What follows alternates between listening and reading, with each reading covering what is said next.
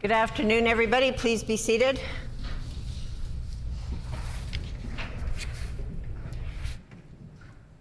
Routine proceedings, introduction of bills, committee reports, tabling of reports. The Honourable Minister of Justice. Thank you, Madam Speaker. I am just tabling for the information of the House the revised estimates order.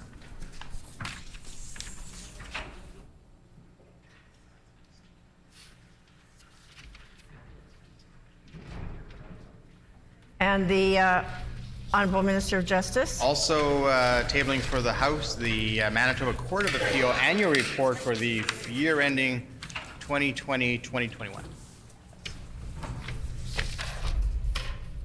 And I am pleased to table the annual report of the Legislative Assembly Management Commission for the year ending March 31st, 2023. Copies of the report have been placed on members' desks.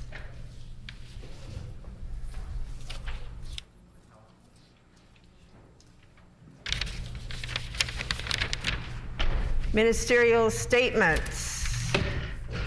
The Honourable Minister of Sport, Culture and Heritage. And I would indicate that the required 90 minutes notice prior to routine proceedings was provided in accordance with Rule 27(2). Would the Honourable Minister please proceed with his statement? Madam Speaker, I rise today to recognize and celebrate Sikh History Month in Manitoba, which is observed annually in the month of April. Wahi Guruji ki Khalsa, Wahi Guruji ki Fateh. Throughout our province's rich history, the Sikh community has continually demonstrated leadership across every sector, whether it be in science, business, trade, or the arts. Their efforts have in return enriched Manitoba's diversity, innovation, and growth, shaping our provincial identity along the way. The deep roots of the Sikh community in our province date back over a century. Among some of the intrepid Sikh pioneers from Manitoba were John Babu and John Singh. During World War I, they were 2 of 10 Sikh men that were permitted to join the Canadian Army. They did so despite the fact that Sikhs were denied the possibility of Canadian citizenship and the right to vote until 1947. Their commitment to the Sikh principles of justice and equality for all people inspired them to enlist, and Manitobans are grateful for their contributions every single day. From these humble roots, generations of Sikhs have lived in Manitoba and contribute to our communities in many ways. With over 35,000 Manitoba residents that identify as Sikh, the community continues to grow and enrich Manitoba every day. Stewardship and guidance are the core principles of Sikhism. Through long-standing organizations such as the Sikh Society of Manitoba, home to our province's first Gurdwara, and newer organizations such as the Sikh Heritage Manitoba, the community has worked hard to provide a welcoming place for Sikh newcomers while sharing Sikh culture with all Manitoba residents. A great example of this was the Ardas prayer that is held in the Legislature at the start of April for the last 5 years, an incentive brought forward by Sikh Heritage Manitoba, which occurred this past Saturday.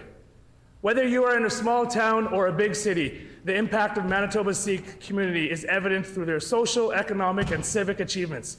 These contributions reflect the core values of selflessness, service, known as seva. This dedication to community building aligns with the core value that unites all Manitobans. Madam Speaker, as we celebrate Sikh History Month, Manitobans will have the opportunity to learn about Sikh community and honor their important place in our provincial identity. I extend my warmest regards to the Sikh community here today and throughout Manitoba, and encourage all Manitobans to take part in the many activities planned for this month, Sikh Heritage Month. Madam Speaker, I ask that we all now stand and recognize the great showing of support for the Sikh community here today.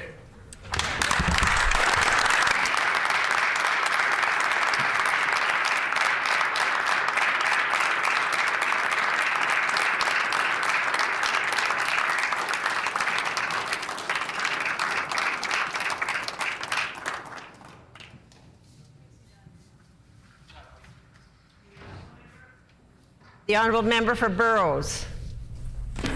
Vaheguru Ji Ka Khalsa, Vaheguru Ji Ki Fateh. I welcome my Sikh community members in the gallery today. Sikh Heritage Month is a time when Sikhs celebrate values such as humanity, tolerance, and equity. Manitoba is home to over 35,000 Sikh people and has the 4th largest Sikh population in Canada.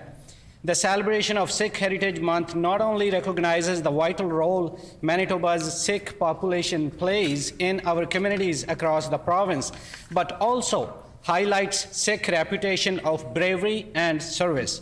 Sikhism has Punjabi roots, and Punjab constitutes just 2.3% of the population in India.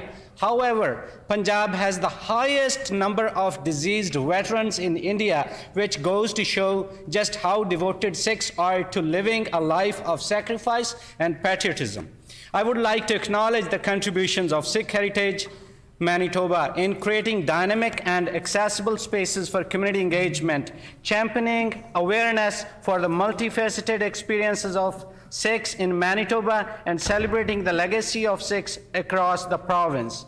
The Sikh community in Manitoba is passionate about providing selfless service to their communities, and they continue to show it year after year through different programs. For Sikh Heritage Month this year, Sikh Heritage Manitoba is working towards helping people in need through their second Fill the Truck Challenge to gather donations for Harvest Manitoba. This challenge aims to fill up a 5-ton truck with non-perishable items to stock up our food banks. The need for such donations amidst the current hike in food prices cannot be overestimated. I encourage everyone in the House today and those connected online to visit sikhheritagemanitoba.ca to find out how they can donate towards the Fill the Truck Challenge. While we celebrate the Sikh Heritage Month in Canada, Manitobans of Punjabi origin are concerned about the situation in Punjab, where people are fighting for their human rights and freedom of speech. I share these concerns and ask all Punjabis worldwide to stay united and observe peace. Happy Sikh Heritage Month to all Sikhs in our province. Vaheguru Ji Ka Khalsa, Vaheguru Ji Ki Fateh.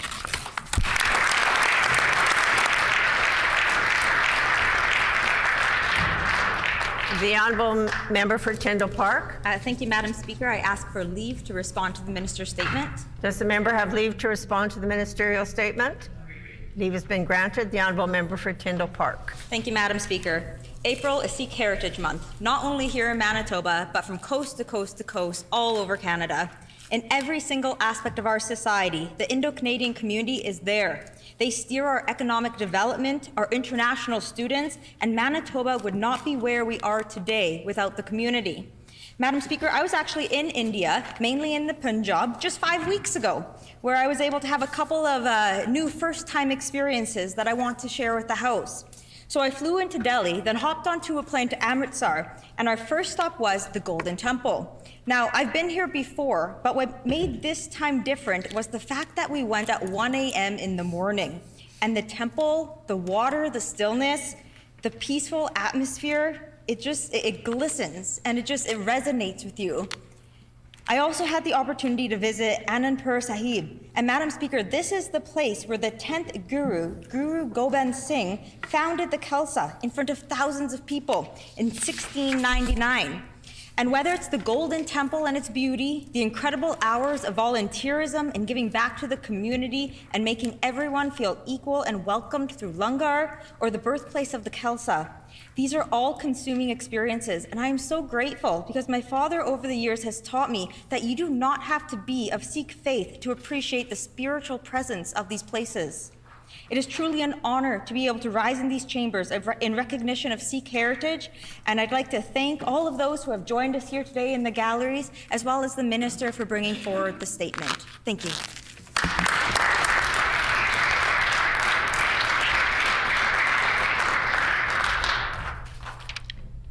Further ministerial statements. The Honourable Minister of Community Wellness and Mental Health, and I would indicate that the required 90 minutes notice prior to routine proceedings was provided in accordance with Rule 27(2).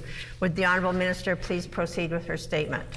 Thank you, Madam Speaker. Today, the first Tuesday in April, marks Caregiver Recognition Day. I'm proud to share that Manitoba was the first jurisdiction to pass a Recognition Act for caregivers in 2011. The Caregiver Recognition Act acknowledges the vital role of caregivers and sets out general principles for government and agencies to promote caring in Manitoba. We all know someone who has needed or provided essential personal care, support, or assistance to a loved one. I personally want to thank the caregivers, support workers, and frontline workers who do this very important work every day, supporting our loved ones, communities, and our province. I ask everyone to take the time to recognize and celebrate the selfless contributions caregivers are making today and every day. This work is vital to keeping our communities safe, healthy, and connected. Thank you.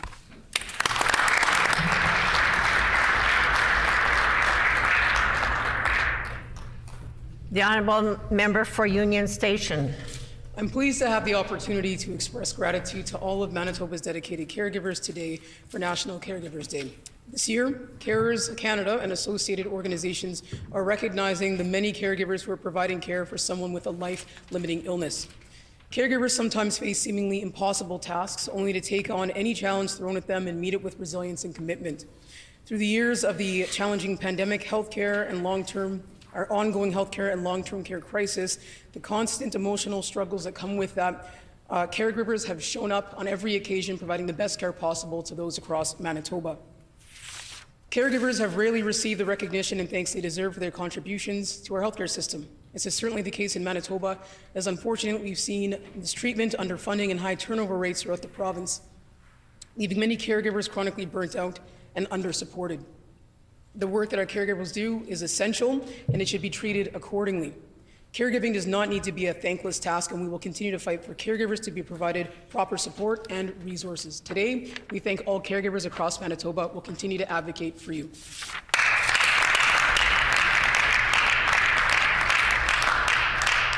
The Honourable Member for St. Boniface. Thank you, Madam Speaker. I seek leave to speak to the ministerial statement. Does the member have leave to respond to the ministerial statement? Leave has been granted. The Honourable Member for St. Boniface. Thank you, Madam Speaker. Today, I'd like to take a moment to express my heartfelt gratitude to all the caregivers who work so tirelessly in the province of Manitoba. Whether you're a paid professional or an unpaid family member, your unwavering dedication to families, to patients, seniors, and people with disabilities has been an inspiration to us all. As we navigate through these challenging times, caregivers have truly been the backbone of our community. You've been on the front lines, providing essential care and support to those who need it most. You've worked long hours, sacrificed time with your own families, and put the needs of others before your own.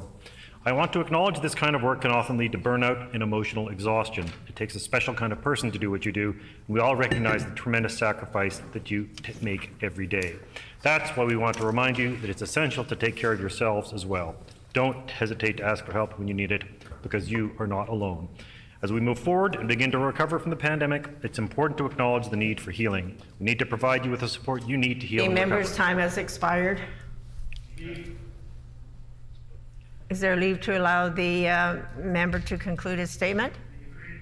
Leave has been granted. The Honourable Member for St. Boniface. Thank you. So today I want to say thank you for your tireless dedication and your unwavering commitment for all you do, and know that your hard work and sacrifice do not go unnoticed. We celebrate you today and every day. Thank you, Madam Speaker.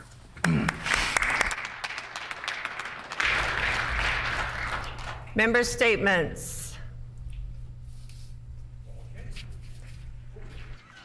The Honourable Member for Wolseley. Thank you, Madam Speaker.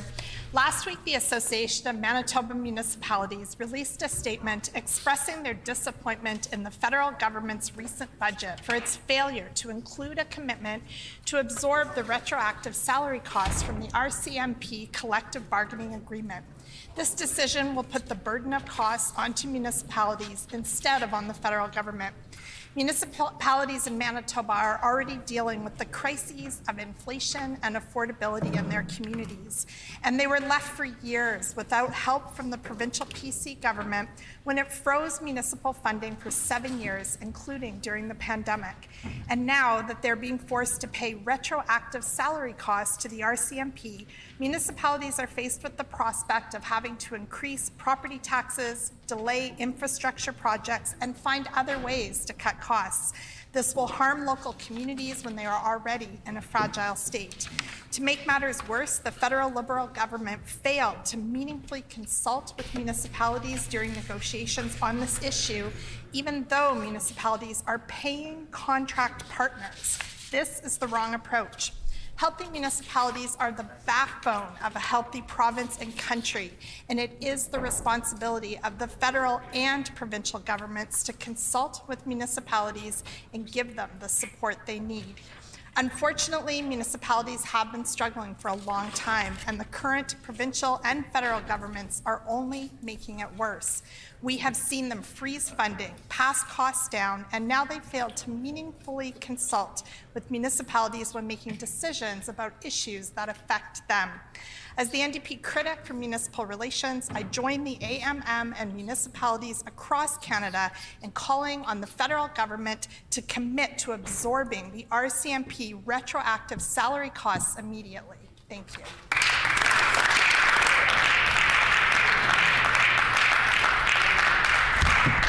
The honourable member for Lakeside. Thank you, Madam Speaker. It gives me great pleasure to stand before you today and speak about some great local initiatives in Lakeside. As part of our government's plan to strengthen communities, we're investing nearly $50 million to the Arts, Culture, and Sport Community Fund. This funding will support the delivery of quality programs and facilities in communities throughout Manitoba, with Lakeside receiving $2.1 million of this community funding. The local organizations receiving support in Lakeside are Ducks Unlimited Wetland Discovery Center, Stonewall Quarry Park, Kiln Restoration, Green Acres Art Center, Settlers Rails and Trails, St. Eustache Minor Hockey Association, Warren Curling Club, and Woodlands Museum. The Kiln Restoration Initiative will restore a key element in the town's history and restore tourism. As the kilns were built over a century ago, they are much needed repair as they degraded drastically. These kilns have now become the DNA of Stonewall and will continue to serve as the park centerpiece and a reminder of the once booming sector. With people making new connections between wetlands and being conservation and the importance of natural areas have once again come into focus. The re-envisioning of the Wetland Discovery Center provides a unique destination, welcoming wildlife and people year-round. A renewed experience will take visitors through a journey that connects, transforms, and inspires action. Visitors gain strong understanding of wetlands, why they are relevant, and what they can do to protect them. All these innovative projects contribute to a thriving, sustainable community while improving the quality and accessibility and availability of facilities for Manitobans.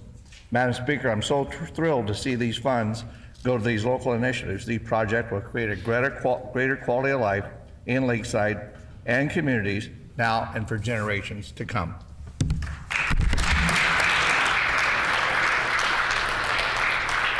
The Honourable Minister of Justice. Yeah, thank you, Madam Speaker. In 1923, Peter K. Penner, with his lone Model T Ford truck, began hauling freight between Steinbach and Winnipeg. His business was known as Penner Transfer. Over the first few decades of the company, many goods were transported from milk cans to pulpwood, and briefly, when tires and gasoline were rationed during wartime, a passenger service was included for local residents who did not have gasoline for their vehicles. During the 1940s, additional drivers were hired, and in the 1950s, a major change happened as Penner Transfer became a contract carrier of parts for the Ford Motor Company from Windsor, Ontario, making Penner's a long-distance trucking company. As the Ford Motor Company grew, so did Penner's Transfer, now shipping parts from Ontario to British Columbia. During this time, Peter's son, Milton, became involved with the company, eventually becoming an owner. In the 1970s, Penner's began to focus on transporting goods to the United States. During this time, my father worked for the company, and I enjoyed joining with him on a few trips, although I think it might have been illegal under the insurance rates at the time, but we won't dwell on that issue. The 1980s saw Penner's open terminals in the United States, becoming Penner International, and by the 1990s, it employed about 500 people. During this decade, Alan Penner, Milton's son, became president and CEO, and soon after would become the sole owner. All three generations of Penners are well known for their generosity to Manitoba and Manitoba charities. This year, Penners, which is now owned by the CAT Group, is celebrating 100 years in business, long recognized as a leader in the trucking industry in Manitoba. It's won many awards and employed thousands, including my father, stepfather, and many other relatives, and contributed millions to the Manitoba economy. Congratulations to Penner International on 100 years of success, and thank you for all your contributions to Manitoba, Canada, and North America.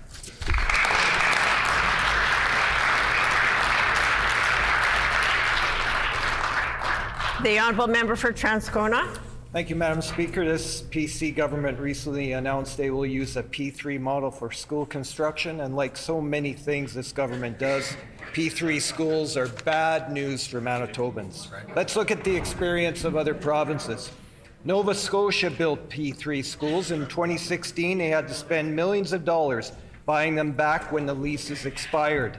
New Brunswick built P3 schools, claiming it would cost less than the traditional method. But now we know that the traditional method, Madam Speaker, would have saved the province millions. Alberta built P3 schools. And just a few years after committing to the P3 model, they're walking back that decision. Saskatchewan did the same thing. The result? Teachers not being able to open their windows for a whole year and strict limits on what can be placed on their walls. There are many examples of how P3 schools don't allow educators flexibility in their space because of the control the private company has over the building. In some P3 schools in Edmonton, school staff can't even control their thermostats. On top of this, Madam Speaker, we've known for years that P3s don't save money. A report from the Ontario Auditor General from 10 years ago found that P3 projects had cost the province billions more than if they were entirely public sector. Order. And, Madam Speaker, the minister responsible yesterday got up and compared school construction to road construction, a comparison that is entirely meaningless given how different the building of roads is to the construction of schools. That's right. Manitobans, Madam Speaker, need complete details and a full accounting of how this government plans to build these schools. Question is, will they get one? Yeah, good question.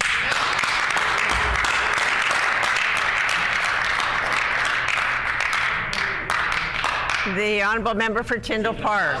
Thank you, Madam Speaker. I'm excited to rise this afternoon and share some thoughts and some questions that the grade 4s and 5s from Garden Grove School, who are up in the gallery here, have worked on and they want to share with this government.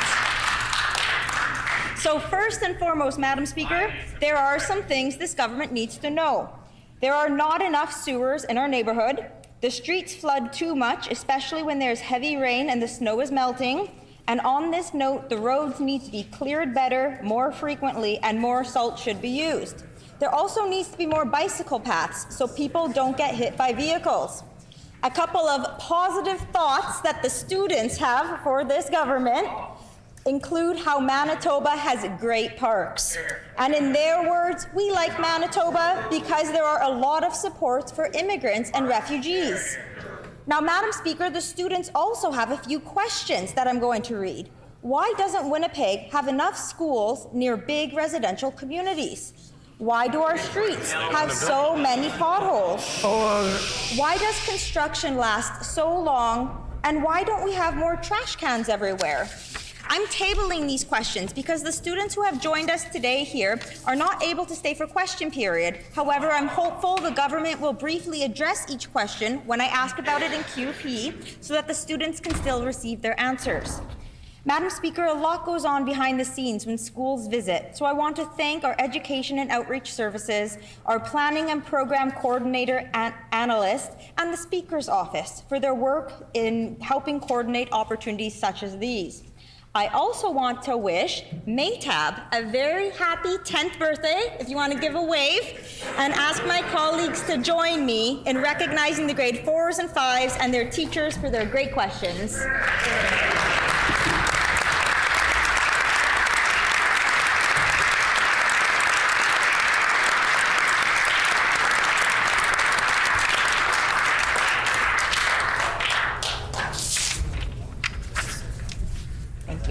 I would indicate In the public gallery, just to let you know how many students we have here, we have from Garden Grove School 40 grade 7 students under the direction of Kelly Livingstone, and this group is located in the constituency of the Honourable Member for Tyndall Park. And we do all welcome you to the Manitoba Legislature.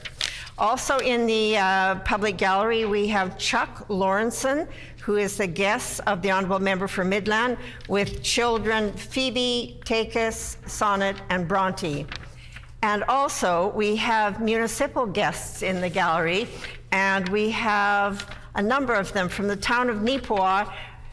Murray Parrott, Deputy Mayor, Yvonne Sisley, Councillor, Lisa Pottinger, Councillor, Colleen Sinchishan, CAO, Jody Baker, Assistant CAO. From the municipality of Norfolk, Treeherne, Jill Girton-Reeve, J.C. Frisley, Councillor, Aaron Nibbs, Councillor, Sean Jackson, Councillor. From the municipality of Glenella, Lansdowne, Damien Dempsey, Councillor, Kevin Paramore, Reeve, and wife Pat Paramore. And from the municipality of Norfolk, we have Chris Leckie, Councillor, Sadie Tate, Councillor, Ed Sattler, Councillor, and these are all guests of the MLA from Legacy. We welcome all of you to the Manitoba Legislature.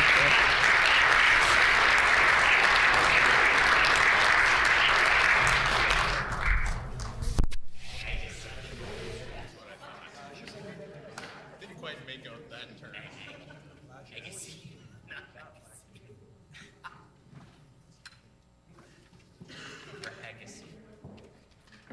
Understanding I was saying for the MLA for Agassiz. And now on to oral questions. The Honourable Leader of the Official Opposition.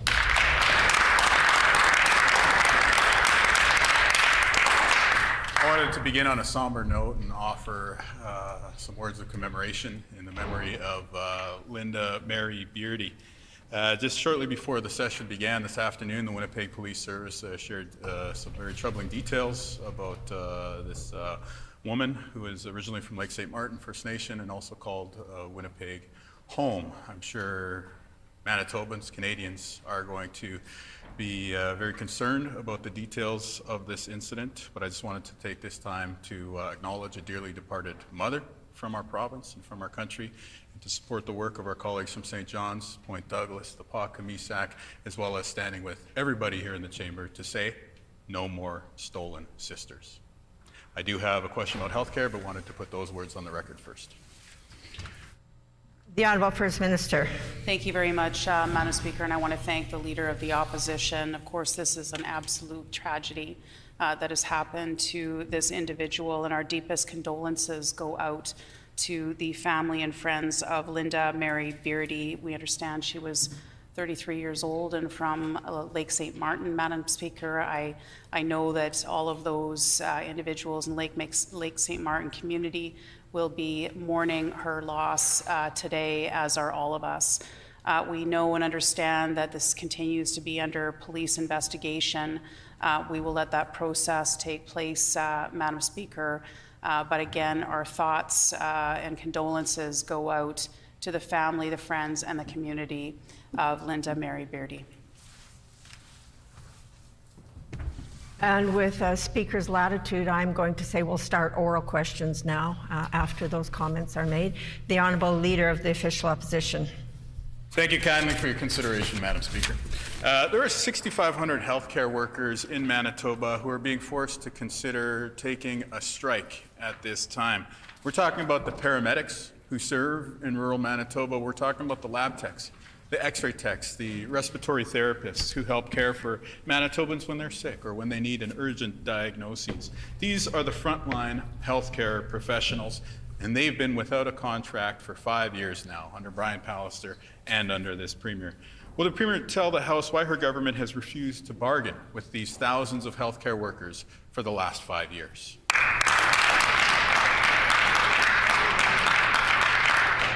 The Honourable First Minister. Thank you very much, Madam Speaker, and it just gives me an opportunity to thank all of the paramedics out there and all of our frontline healthcare workers, doctors, nurses, all of our other healthcare professionals who do incredible work to help with the healthcare of individuals in the province of Manitoba.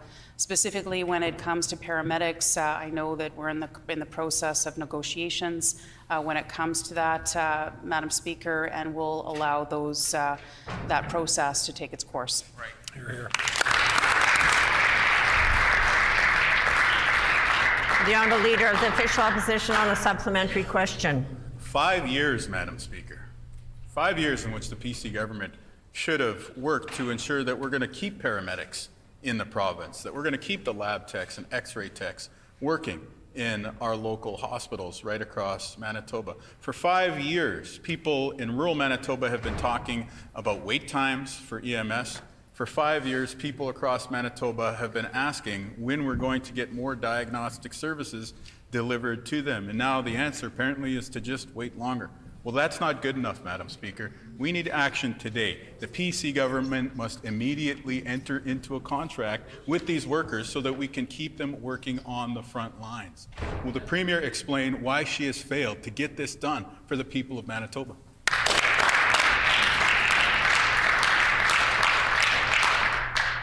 The Honourable First Minister. Well, Madam Speaker, each and every day our government is committed to recruiting, retaining, and attracting more healthcare professionals to Manitoba. That's why we have invested more than $200 million to recruit more than 2,000 healthcare professionals to the province of Manitoba.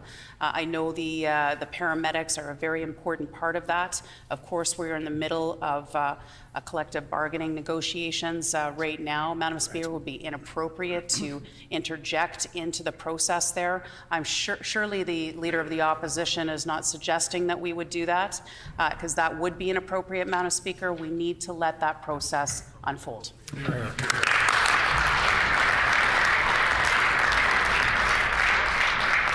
The Honourable Leader of the Official Opposition on a final supplementary. Madam Speaker, what I'm suggesting is that this Premier should have gotten a deal done 5 years ago so that we could keep these healthcare professionals working at the bedside here in Manitoba. Again, Madam Speaker, we're not even at a position where this government can be taken seriously on the topic of healthcare recruitment because we're not even taking care of the job of healthcare retention. These are paramedics, these are lab techs, these are respiratory therapists who in some cases are leaving the province because what they're being offered is no longer competitive when we look at Saskatchewan or when we look at Ontario. We know that the allied healthcare professionals in Steinbach are voting with their feet. They're leaving the province because of the failures of this government to respect those who care for us on the front lines of our healthcare system. Will the Premier simply explain why she's failed for 5 years to deliver a contract for allied healthcare professionals?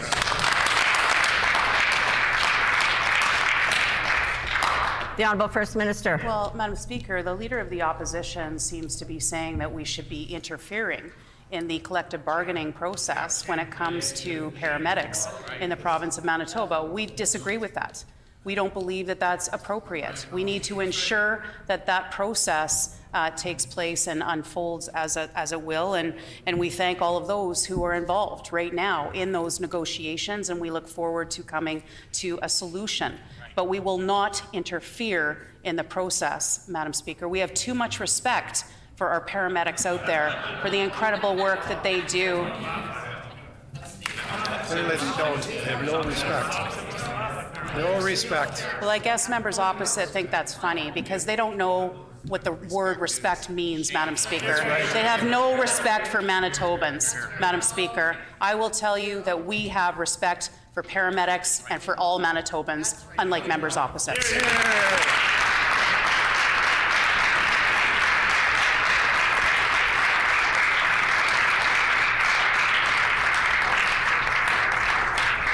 The Honourable Leader of the Official Opposition on a new question.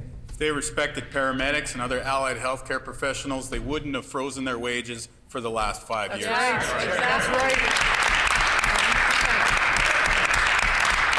We know that there's a growing mess happening at Manitoba Public Insurance under this government's watch. Tech modernization projects are now hundreds of millions of dollars over budget, but no one is being held to account. And what that means is that rates are going up for you, the average person out there in Manitoba.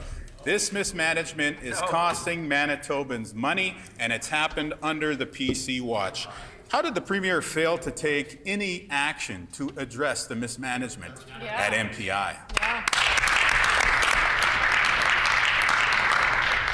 The Honourable First Minister.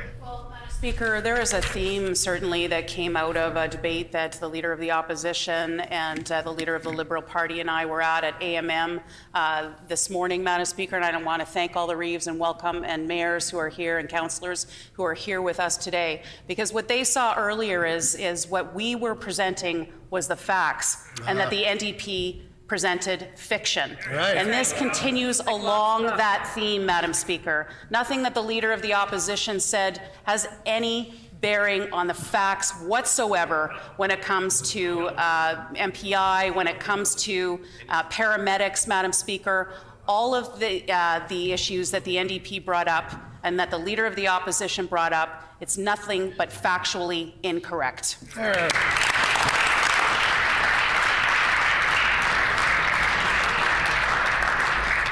The Honourable Leader of the Official Opposition on a supplementary question. You know, Madam Speaker, here's a fact. MPI rates were supposed to decline by 10% this year, but instead we saw a rate hike this April 1st because of the mismanagement of this government. That is a fact. Here is another fact. We raised the issue of cost overruns with MPI's Project Nova, this tech modernization project, some 6 months ago. We brought this issue to the attention of the Premier, and she refused to take action. Now it's costing you money. Costing you money at a cost of living crisis moment in our province's history, I would add. Insurance rates are going up for regular people in Carberry, in Steinbach, even right here in the city of Winnipeg, and the Premier has taken no steps to address this issue. Will the Premier tell the House why her government ignored warnings on MPI and has overseen a rate hike on Manitoba public insurance customers instead?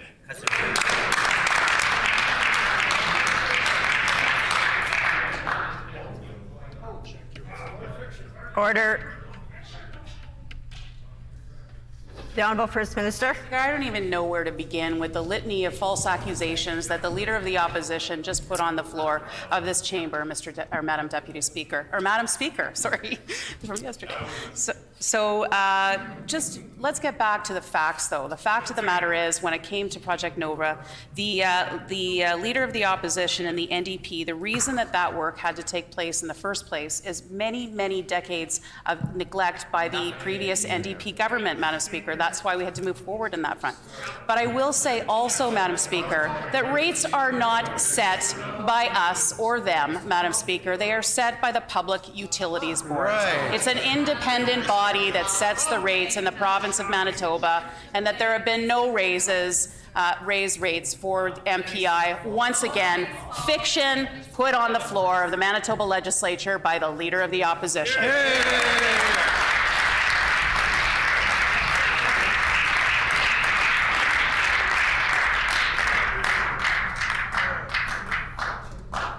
The Honourable Leader of the Official Opposition on a final supplementary. You know, it's remarkable that the Premier doesn't know that auto-pack rates went up this April 1st. That happened this past week, Madam Speaker. It's also remarkable that this government has overseen the transfer of funds from MPI to fund operations. It's also glaringly obvious that this government is responsible for its failure to address cost overruns related to Project Nova, the tech modernization plan at MPI. And now it looks like they're trying to hide more rate increases until after the next election. That's due to an edict that the Attorney General put out yesterday. We just had one rate increase, and now it looks like they're trying to kick another one down the road till after Manitobans vote this year.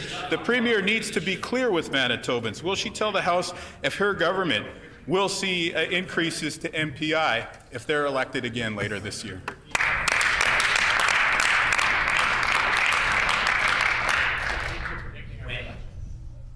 The Honourable First Minister. Speaker, the Leader of the Opposition knows that it's the Public Utilities Board that sets the rates when it comes to the Manitoba Public Insurance. But if the Leader of the Opposition wants to talk about what rate increases went up on April 1st, well, let's talk about those rate increases that went up on April 1st. It's called the carbon tax, Madam Speaker. The carbon tax that was set out by the NDP Liberal coalition federally. Right. Something that members opposite, each and every one of them, support. That doesn't put more money in the pockets of Manitobans. We're against it. They're for it. Those are the facts, Madam Speaker.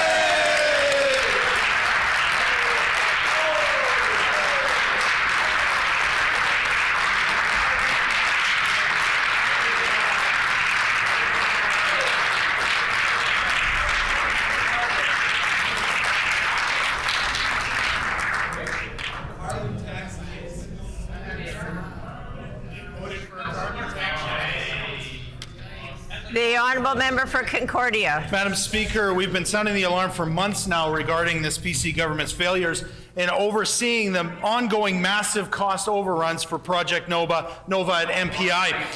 Yet now yesterday, there's a conspicuous urgency from the minister for an external review by way of yet another external contract. Order!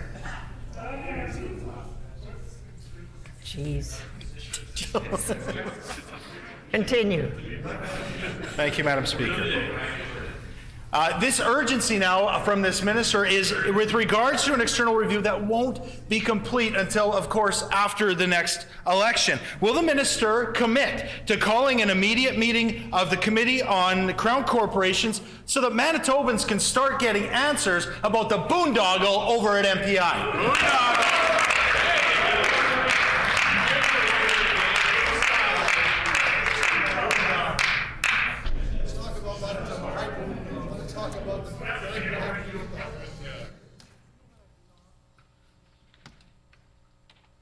The Honourable Minister of Justice. I don't know what conspicuous is, Madam Speaker. I do know the fact of the issue is that for 13 years, the member opposite, well, 16 years, the member opposite sat in a government that refused to actually upgrade the MPI computer system.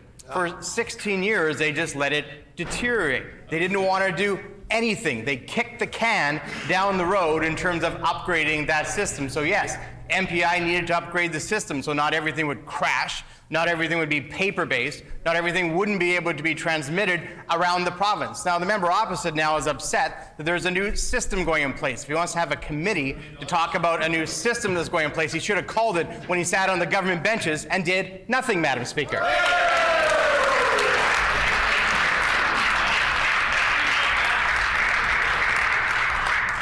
The Honourable Member for Concordia on a supplementary question. Thank you, Madam Speaker. Clearly, the minister has more information about this boondoggle at MPI that he's not sharing with Manitobans. What we're hearing is that the hundreds of millions of dollars that has already been overspent with Project Nova is really just the tip of the iceberg. We also know that the government is the one that appoints the board at MPI, whose role it is to provide management oversight, which has been clearly missing. And yet, last year, they reappointed members of the board, including the chair, Michael Sullivan, as well as Jim Robson, Carolyn Halbert, and Grant Stephenson. How can we trust this minister when he has been the one who's been forced to call this external review because of his own handpicked board hasn't been doing their job at MPI? Good question. The Honourable Minister of Justice. I think when the member opposite next visits McNally Robinson, he might be interested to discover there's more than just a fiction section at that bookstore. There's all sorts of other things like facts. One of the facts is that when that member sat on the government benches, he sat just over that direction. On the government bench, he sat there for 16 years. I heard him clapping at various different things. What I never heard him do was raise the issue of the need to upgrade the computer system at MPI.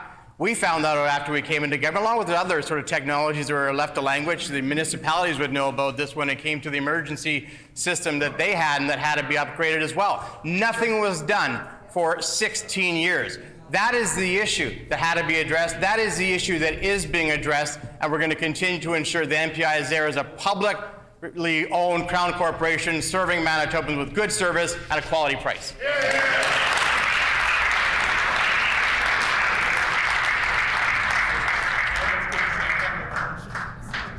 The honourable member for Concordia on the final supplementary. Let's be clear, Madam Speaker. Hundreds of millions of dollars of Manitobans' money that's been wasted under this government's watch. And now there's more questions about the leadership at MPI and the role of the board. This minister expects us not to worry, says to Manitobans, don't worry. But now he's showing that maybe even he doesn't trust his own board that he just reappointed. The board's lack of oversight turned into what should have been a rebate this year into another PC tax hike. And there needs to be accountability for that, Madam Speaker. Will the minister, who can't trust his own board, call a Crown Corporation's meeting and have some accountability from this MPI board and with MPI in general? There you go.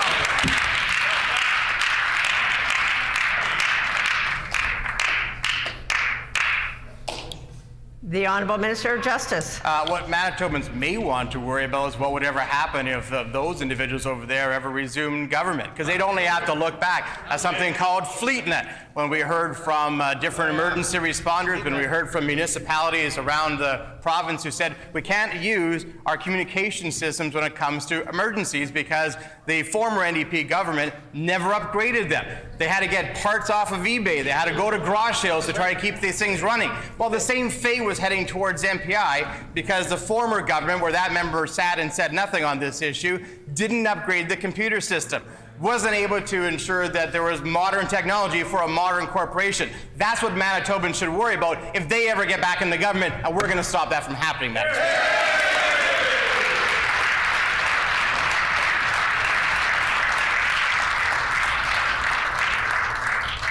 The Honourable Member for St. John's. The Premier's Health Minister is putting the status of the Sexual Assault Nurse Examiner program at risk. Survivors, including children, have been turned away from the SANE program due to a lack of available nursing staff. These folks have been told to come back hours later, not to wipe themselves, not to shower in the meantime. That is absolutely devastating and outrageous, Madam Speaker. That's a failure of this PC government and more specifically of the Health Minister. Will the Health Minister admit that she's failed sexual assault survivors and do the right thing today and simply just resign?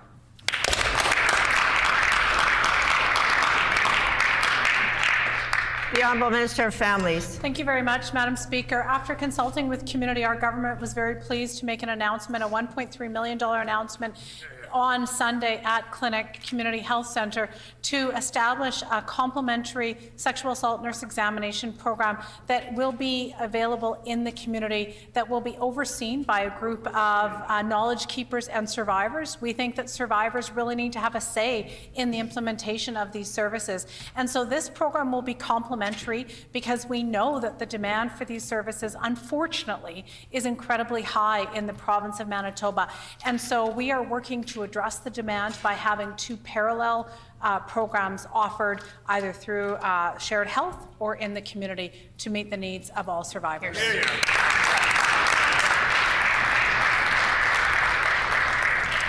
The Honourable Member for St. John's on a supplementary question. The Health Minister has completely mismanaged the Sexual Assault Nurse Examiner program. She's failed to ensure survivors get the supports they needed when they need it and immediately. She's failed to support sane nurses. 7 have resigned in response to her terrible leadership.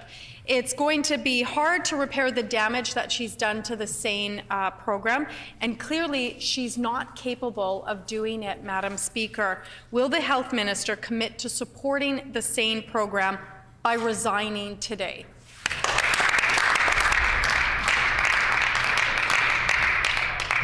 The Honourable Minister of Families. Thank you very much, Madam Speaker. And while that member wants to go down the avenue of issuing personal attacks against another person, I'd like to take this opportunity to say thank you.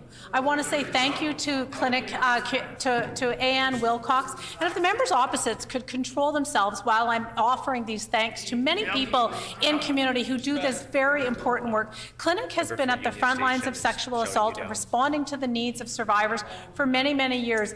They have been offering third-party reporting for 4 years since this government brought third-party reporting into the province of Manitoba, because we know not all survivors want to present at a law enforcement agency. Now they're handling the sexual assault nurse examination program because, once again, we know survivors want a community method. So I want to extend my heartfelt gratitude to everybody at Clinic for the work they do.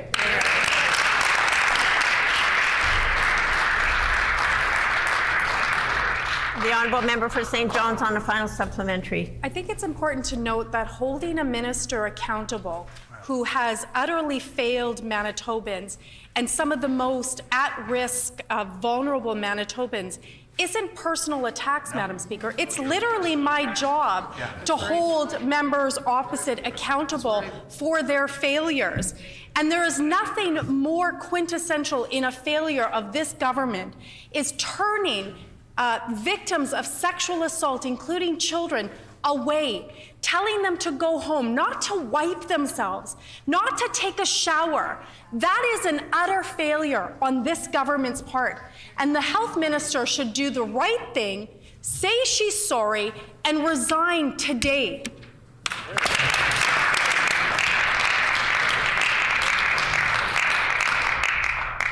The Honourable Minister of Families. Well, I would like to also point out that none of these services were available when that member was an advisor to the NDP government. What our administration has done since we took office is we've brought in community supports. We have offered funding to Toba Centre that will be available to have an integrated approach for child abuse and children who are sexual assault survivors. We know that these heinous acts of crime happen to children, and we want to make sure that there is a trauma-informed, person-centered approach to helping children get on the road to recovery. And that is why our Premier and our government has been a proud and steadfast supporter of Toba Centre in helping get this integrated initiative up and running. And we are going to continue working with survivors in all capacities. The member's time has expired.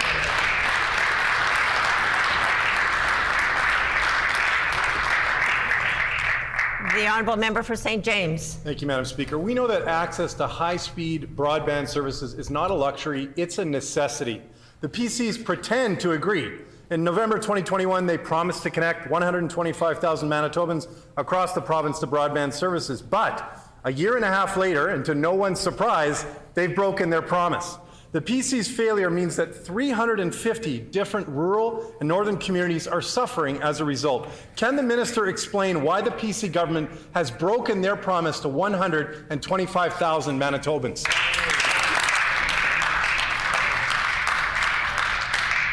The Honourable Minister for Consumer Protection and Government Services. Thank you, Madam Speaker. It appears that the theme for today is continuing from this morning all the way through question period of facts versus fiction. And the fiction that the member is offering is just simply completely unfounded on what is actually happening with internet in our province. Now, I'm very pleased to be part of a government that did make a commitment, because I can tell you when the NDP were in power, they did very little to nothing to ensuring that high-speed internet access would be offered to rural communities. Under our government, tens of thousands of households have been connected in hundreds of communities.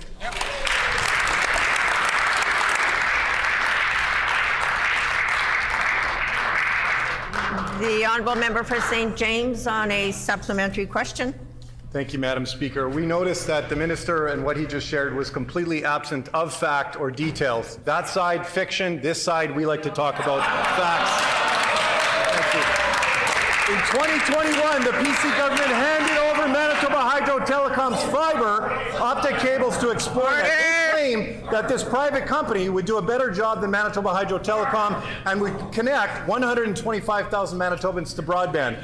Yet a year and a half later, we've seen little to no progress in connecting Manitobans to broadband services. This failure means that thousands of Manitobans will be waiting for access to broadband on an ongoing basis. Will the minister admit his government has broken their promise and apologize to the Manitobans they've let down?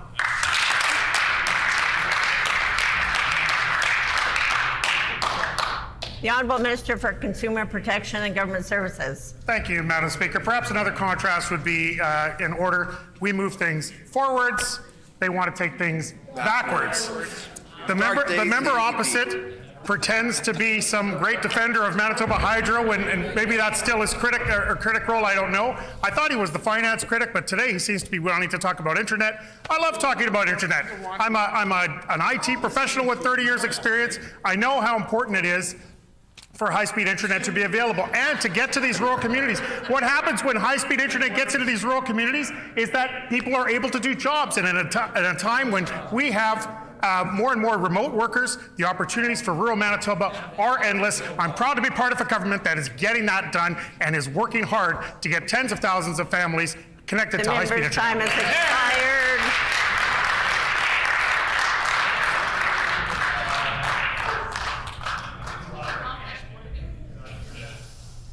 The Honourable Member for St. James on a final supplementary. Thank you, Madam Speaker. The pandemic showed us that access to high-speed broadband services across the province is a necessity.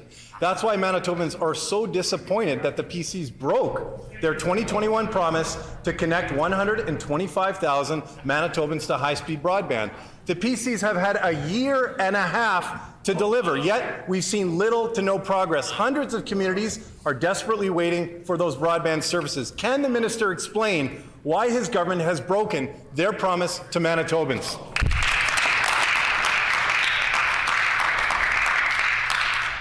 The Honourable Minister for Consumer Protection and Government Services. Thank you, Madam Speaker. For 17 years, the NDP government left Manitoba Hydro's dark fiber dark. We are committed to lighting it up. Now, I know that the AMM is in town, and there's many municipal leaders in town, and when I've spoken to them, they tell me that they're happy to see that there is improved high-speed internet service coming to communities across Manitoba. Order! That's the facts. What the member opposite brings is fiction.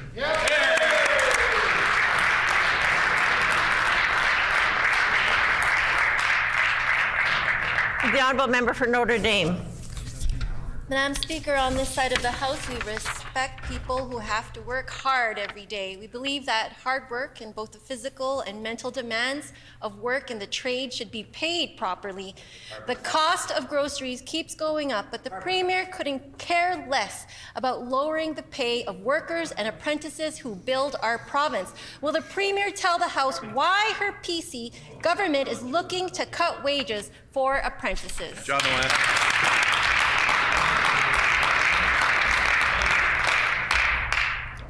The Honourable Minister for Advanced Education and Training. Thank you, Madam Speaker. Our government is proud to support all people who choose the trades as their career. In fact, just yesterday I was honored to tour MITT and visit with students who have chosen the trades as their career and encourage them to continue on in their learnings. Madam Speaker, the members opposite failed to consult or meet with any stakeholders in 17 years. They don't care about the workers, Madam Speaker. We do, so we ask for their feedback. Members opposite are scared of feedback because they want to make decisions in isolation. Our government works with partners and stakeholders to find solutions together.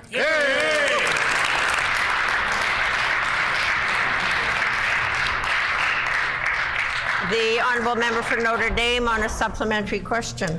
Madam Speaker, those young people looking to work in the trades and those taking retraining courses are investing in themselves and their families so that they can help grow and build our province. But under this PC government, apprenticeship funding was cut by 43% since 2016, and they weakened safety protections by cutting apprenticeship ratios.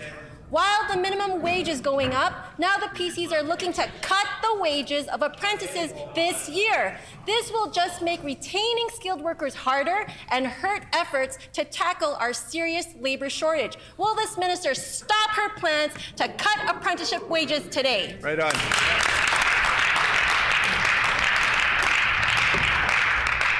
The Honourable Minister of Advanced Education and Training. Thank you, Madam Speaker, and I appreciate the opportunity to put some facts on the record. Facts. Our government has not cut any funding towards apprenticeship whatsoever. And on a personal note, I am super proud of my own son, who is in his third-year apprenticeship program. Wow. And I take offense by the member putting untrue issues or untrue words on the record. Madam Speaker, we have never reduced any funding for Apprenticeship Manitoba. We don't plan to reduce any money. I wonder if that's what the hidden agenda of the members' office is.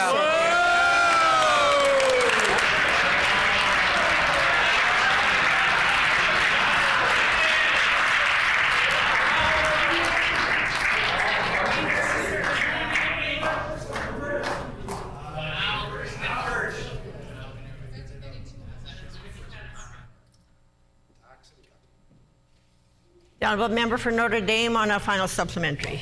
Madam Speaker, Manitoba workers know that this PC government doesn't have their backs. While everyday Manitobans struggle with increasing bills, they are trying to cut the scheduled wage increases of apprentices who are trying to enter the trades. It's just like this Premier to be so out of touch with working people and with what regular families have to go through in order to get by and to get ahead.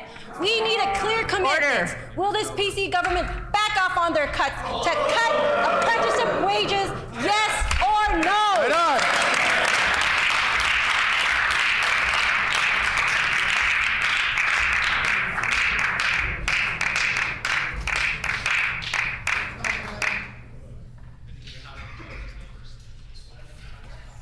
The Honourable Minister of Advanced Education and Training. Madam Speaker, it's very disappointing to hear that the members opposite continue to fear-monger. That is unfair to Manitobans, and truthfully, that's not going to get them very far in the next election. Madam Speaker, our government is proud to support every apprenticeship seat, and we cover 90% of all costs. We are great partners with industry and post-secondary institutes to really encourage the trades. Madam Speaker, there is no cap on that number of seats. The member opposite is trying to fearmonger, and I think that that member should apologize to all Manitobans. I agree.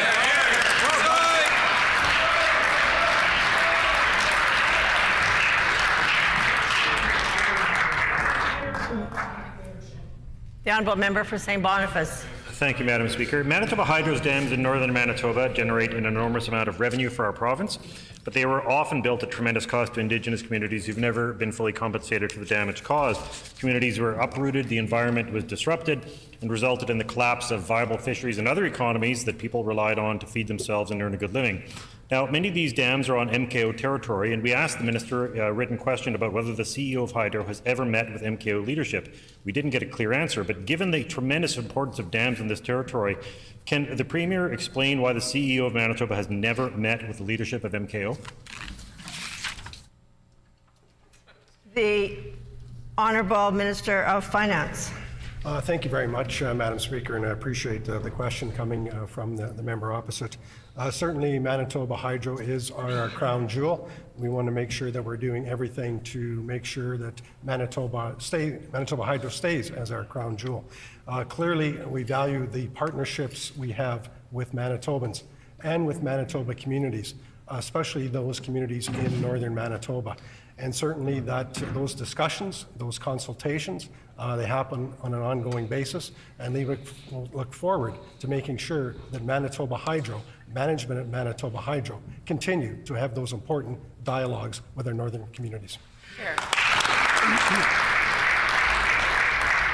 The Honourable Member for St. Boniface on a supplementary question. Thank you, Madam Speaker. Now, that's not the only problem with Hydro. I tabled pages from Manitoba's debt management strategy dated December 9th, 2022.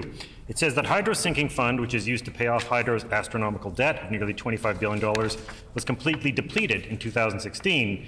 I quote, "Interest rate risk is a top risk for the corporation, with on average $1.1 billion in debt maturities annually, potentially requiring refinancing over the next decade. The maturing debt is currently projected to be refinanced at higher interest rates, end quote. Can the Premier explain why, under this government, the plan for Hydro is to borrow billions at a higher interest rate to pay down lower interest debt? The Honourable Minister of Finance. Well, thank you, Madam Speaker, and I think the members should recognize, take a little history lesson here and recognize where Manitoba Hydro is. We recognize $24 billion of debt that Manitoba Hydro carries. We should also recognize why we got to that position.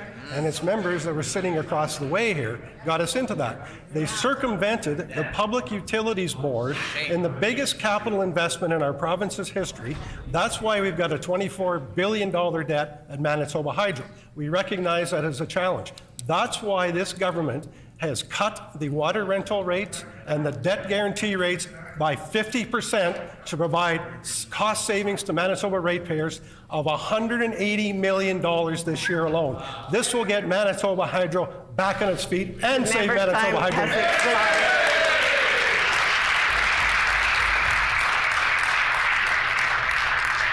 The Honourable Member for Tyndall Park. Thank you, Madam Speaker. Earlier today, I tabled 4 questions on behalf of some determined grade 4s and 5s from Garden Grove School. They were, why doesn't Winnipeg have enough schools near big residential communities? Why do our streets have so many potholes? Why does construction last so long? And why don't we have more trash cans everywhere? Can the government please try their best to address each question? Oh, I get the Honourable First Minister. The Honourable First Minister. I want to thank the member for Tyndall Park, for the questions and for the students in the gallery today. I always appreciate when you bring these questions forward. When it comes to schools near residential communities, it's important to note for these children that we have announced more than 20 schools. 14 are on their way. The rest are on their way as well, Madam Speaker, and so there'll be more schools in these residential communities. Why are there so many potholes? And I think it has to do with our extreme weather conditions, actually. But we are investing significantly more in potholes. We gave $15 million earlier this year, Madam Speaker, and another $7.5 million. Why does construction take so long? I think we need to ask the construction companies that, Madam Speaker, but it comes with the contracts and those things are negotiated. And the last question is, why are there not more trash cans everywhere? I think it's a great question. I'll bring that up with Mayor Gillingham next time I see him.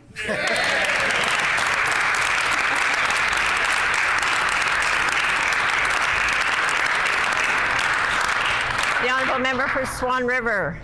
Madam Speaker, after 17 dark years of the NDP's neglect, we are listening to Manitobans north, south, east, and west by giving equal opportunities, unlike the political favors the NDP had demonstrated. Further to this, in the last 6 years of the NDP government, they underspent their infrastructure budget by over $1 billion. The NDP government did not do it, but we are. Our government is committed to making record infrastructure investments in every corner of the province.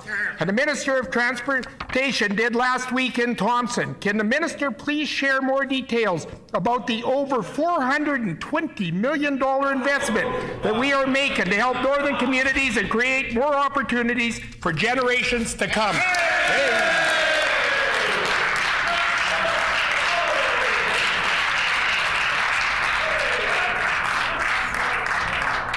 The Honourable Minister of Transportation and Infrastructure. Well, thank you, Madam Speaker. And I just want to thank the honourable member for Swan River for that great question, Madam Speaker. I was pleased to be up in Thompson last week with my 2 colleagues, the Deputy Premier and the Minister for Natural Resources, who made $400 million announcements in Thompson.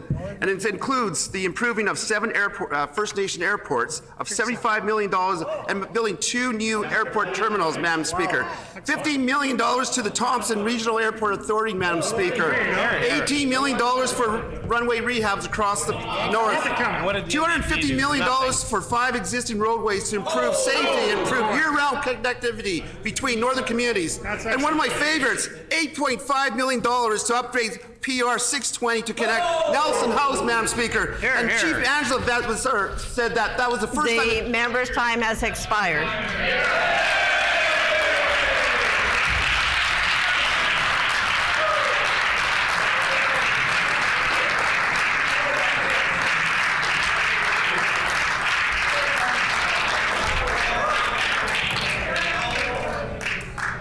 honourable member for Thompson. Thank you, Madam Speaker. Actually, I will. Access to health care in the North is suffering under this government. Less than 2 weeks ago, Keewatin Tribal Council declared a regional state of emergency to sound the alarms over death involving suicide, drugs, violence, inadequate health care in its 11 Manitoba communities. Can this Premier tell the House of any supports or assistance that her government has offered to these communities? Not at all.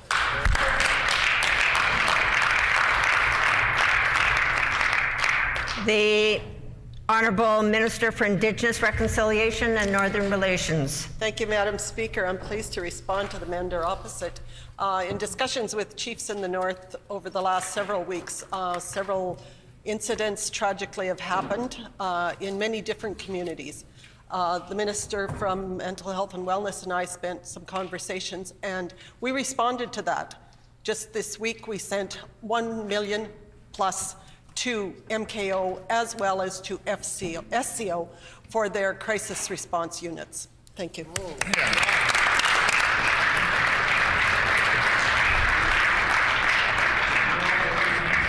The time for oral questions has expired. Petitions. The honourable member for Transcona. Following petition to the Legislative Assembly. To the Legislative Assembly of Manitoba, the background for this petition is as follows. Number one, healthcare is a basic human right and a fundamental part of responsible public health. Many people in Manitoba are not covered by provincial healthcare. Migrant workers with work permits of less than 1 year, international students, and those undocumented residents who have lost their status for a variety of reasons. Number two, private health insurance is not a substitute for public health insurance. Private insurance plans available to most migrant workers and international students are paid for by the worker or student. They do not provide coverage for all of the potential health needs covered by public health coverage. Individuals are required to pay up front for health expenses without a guarantee that they will be covered and wait weeks for reimbursement. Number three, racialized people in communities are disproportionately affected by the pandemic, mainly due to the social economic conditions which leave them vulnerable while performing essential work in a variety of industries in Manitoba. Number four, without adequate health care coverage, if they are ill, many of those without provincial health coverage will avoid seeking health care due to fear of being charged for the care, and some will fear possible detention and deportation if their immigration status is reported to the authorities. Number five, according to the United Nations Human Rights Committee, denying essential health care to undocumented irregular migrants is a violation of their rights. Number six, jurisdictions across Canada and the world have adopted access without fear policies to prevent sharing personal health information or immigration status with immigration authorities and to give uninsured residents the confidence to access health care. Number seven, the pandemic has clearly identified the needs for everyone in Manitoba to have access to public health care to protect the health and safety of all who live in our province.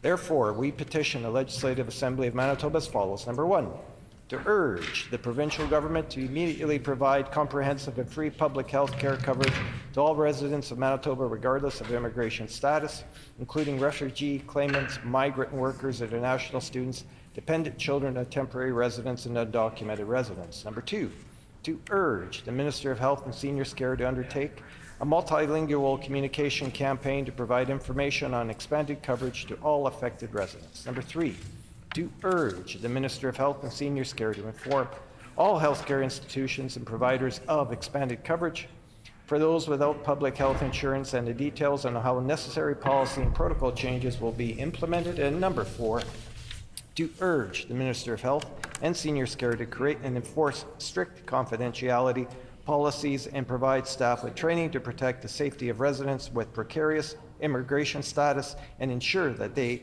access public health care without jeopardizing their ability to remain in Canada. Madam Speaker, this petition is signed by many Manitobans. Thank you. In accordance with our Rule 133, bracket 6, when petitions are read, they are deemed to be received by the House. The honourable member for Elmwood.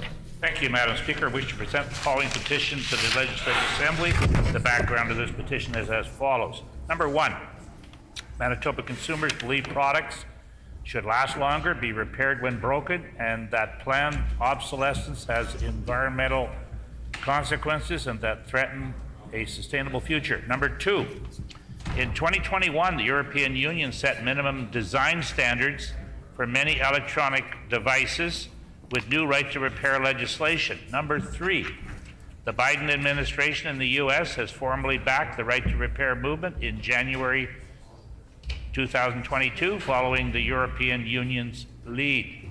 Number 4, right to repair enables consumers access to the resources needed to fix and modify their products, appliances, including cell phones, washing machines, and refrigerators. Number 5, right to repair also allows consumers and electronic repair businesses access to the most recent versions of repair manuals, replacement parts, software, and other tools that the manufacturer uses for diagnosing, maintaining, or repairing its branded electronic products.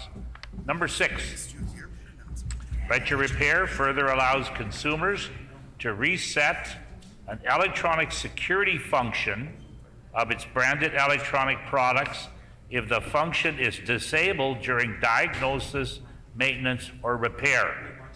Number 7, in addition, right to repair ensures manufacturers replace electronic products at no cost or refund the amount paid by the consumer to purchase the electronic product where they refuse or are unable to provide manuals or replacement parts.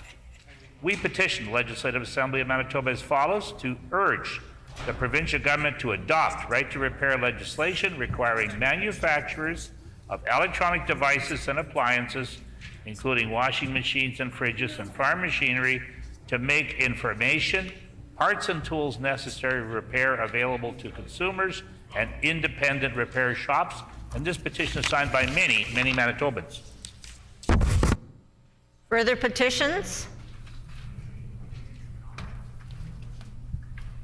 Further petitions?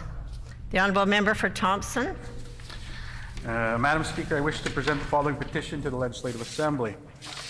To the Legislative Assembly of Manitoba, the background of this petition is as follows. 1, the population of those aged 55 plus has grown to approximately 2,500 in the city of Thompson. 2, a large percentage of people in this age group require necessary medical foot care and treatment. 3, a large percentage of those who are elderly and or diabetic are living on low incomes.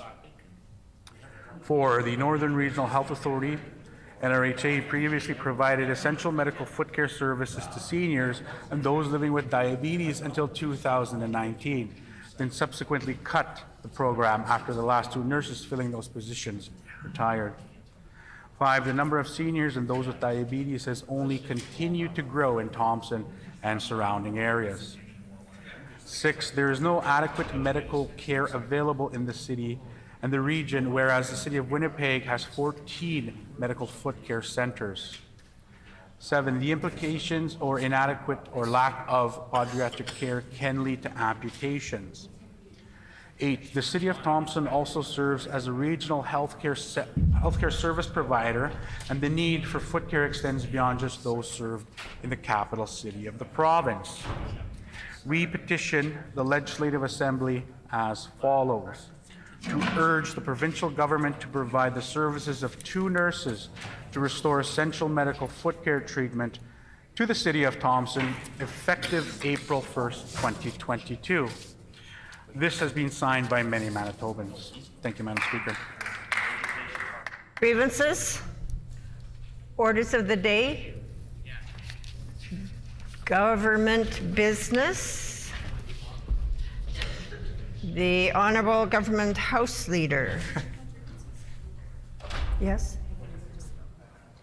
Yeah, thank you, Madam Speaker. Could you please resolve the House into Committee of Supply? It has been announced that the House will consider estimates this afternoon. The House will now resolve into Committee of Supply. Mr. Deputy Speaker, please take the chair.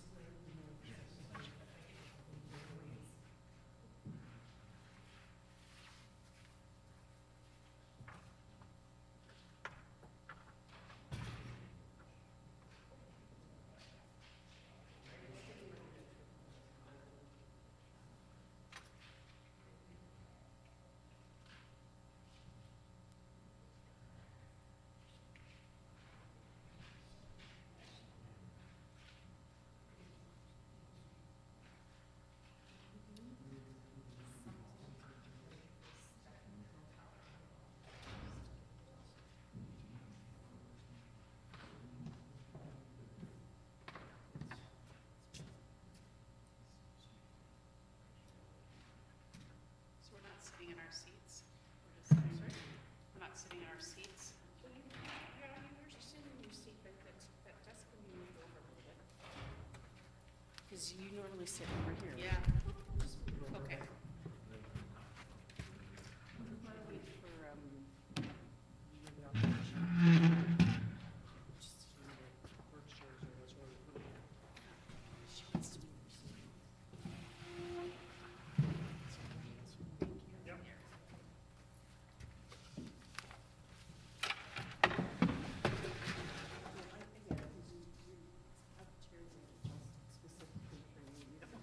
Well, I can move the chair. That's easier.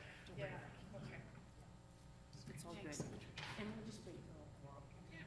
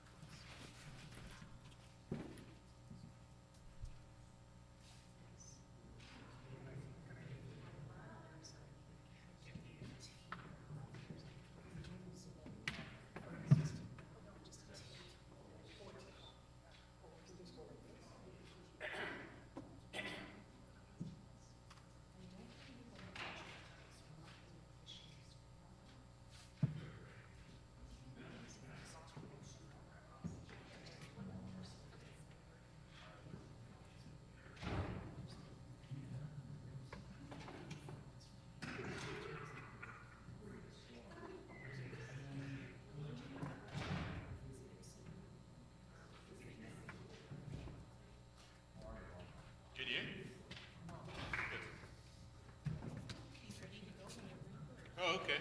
Yeah, I think we're getting there. Because we do the opening statements first and then the stuff. Yes, sure.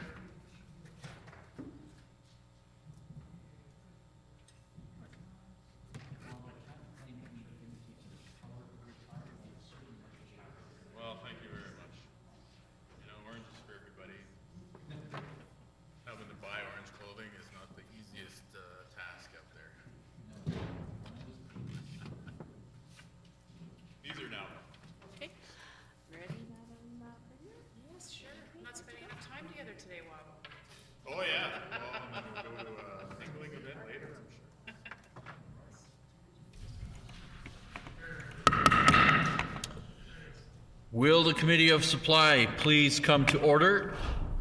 This section of the Committee of Supply will now consider the estimates of Executive Council, and before we go any further, I would like to draw our attention to the public gallery, where we have seated from MDM Home School 10 grade 8 to 10 students under the direction of Anna Dirksen. We welcome you to the Manitoba Legislature and hope you have a great time. You will be witnessing some exciting exchanges this afternoon. And I hope you don't fall asleep. well, Depends on you. this is an interesting time where we get into the details of some things. So anyway, welcome here. Does the Honourable First Minister have an opening statement? The Honourable First Minister. I do, Mr. Chair. Thank you very much. Budget 2023 delivers historic help for Manitobans with unprecedented investments in the services that Manitobans rely on most. Record funding will help heal healthcare, make life more affordable, and lead to safer streets, stronger communities, and opportunities ahead.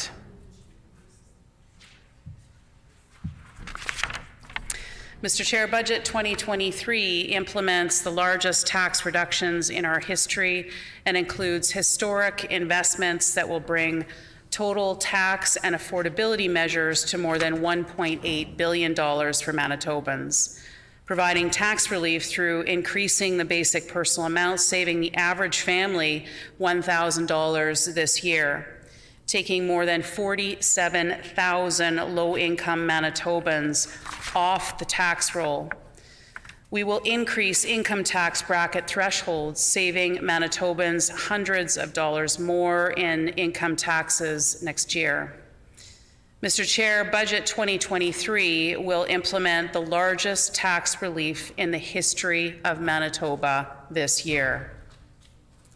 Safer Streets. Budget 2023 includes an historic investment of more than $100 million to address the challenges of violent crime and homelessness across Manitoba. We are investing in Manitoba's violent crime strategy, Manitoba's homelessness strategy, Downtown Community Safety Partnership, and the Bear Clan Patrol. We will invest in new treatment spaces for Manitobans who are in need of addictions treatment services across Manitoba, as well as youth and child mental health services to improve access and reduce wait times. Mr. Chair, the NDP will defund the police and support the revolving door in our criminal justice system. Our government is taking a different approach. On this side of the House, we are funding the police, cracking down on violent criminals, and investing to address the root causes of crime in our communities.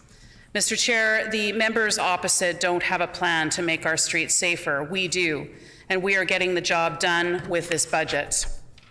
Healing healthcare. Mr. Chair, our government is responding with the largest investment in healthcare in the history of Manitoba. Budget 2023 includes an historic investment of $7.9 billion in the healthcare system, providing $668 million more to heal healthcare for Manitobans. This represents a 9.2% increase over last year and a 22% increase since 2016. Investing in the Diagnostic and Surgical Recovery Task Force, Human Resource Action Plan. This includes efforts to recruit, to train, and retain doctors, nurses, and other healthcare professionals from around the world. We will invest in a health infrastructure plan, including major renovations to hospitals right across this great province of ours. This budget will also provide support to advance initiatives under the seniors strategy, including a hearing aid program for seniors. Manitobans know that we are healing healthcare for generations to come. Stronger communities. Manitoba families rely on affordable and quality services close to home. Budget 2023 includes an historic investment in municipal operating funding, $47 million more than last year, and the largest increase in more than a decade. To improve education, we are making astronomical investments in the K-12 public school system, providing $100 million more than last year, a 6.1% increase, and $76 million to implement a $10 a day childcare 3 years ahead of schedule. This budget also includes major investments into community living and children's disability services agencies for a funded average wage of $19 per hour, bringing the total budget for disability services to an historic $640 million this year. Our government also made significant investments for the arts, culture, and sports and community fund, an area that was neglected by the NDP for more than a decade. Our government is investing in the services Manitobans rely on now and into the future. Mr. Chair, Manitoba has experienced an unprecedented economic recovery. Budget 2023 makes an historic investment in infrastructure and other initiatives that will transform Manitoba into a global trade and transportation corridor. Key industries such as manufacturing and agriculture showed record new growth, and our government is making major strides with historic investments in our economy. There is so much more I could go on with, Mr. Chair. I know we will have various deliberations back and forth between myself and the Leader of the Opposition, but I just want to close by saying this is an historic budget for Manitoba. It's historic help for Manitobans. It provides for safer streets, it heals our health care, it builds stronger communities, and it provides opportunities, many, many opportunities for Manitobans ahead. Thank you.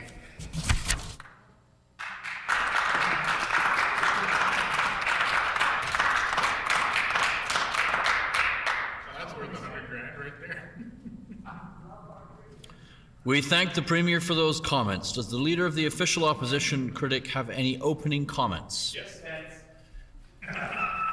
The Honourable Leader of the Official Opposition. Thank you, Mr. Chair, and I want to welcome the Premier to the final estimates process before the next provincial election. And we know that there's so many issues that Manitobans want to see addressed in our province. You know, the issue of healthcare is certainly top of mind for so many people across Manitoba.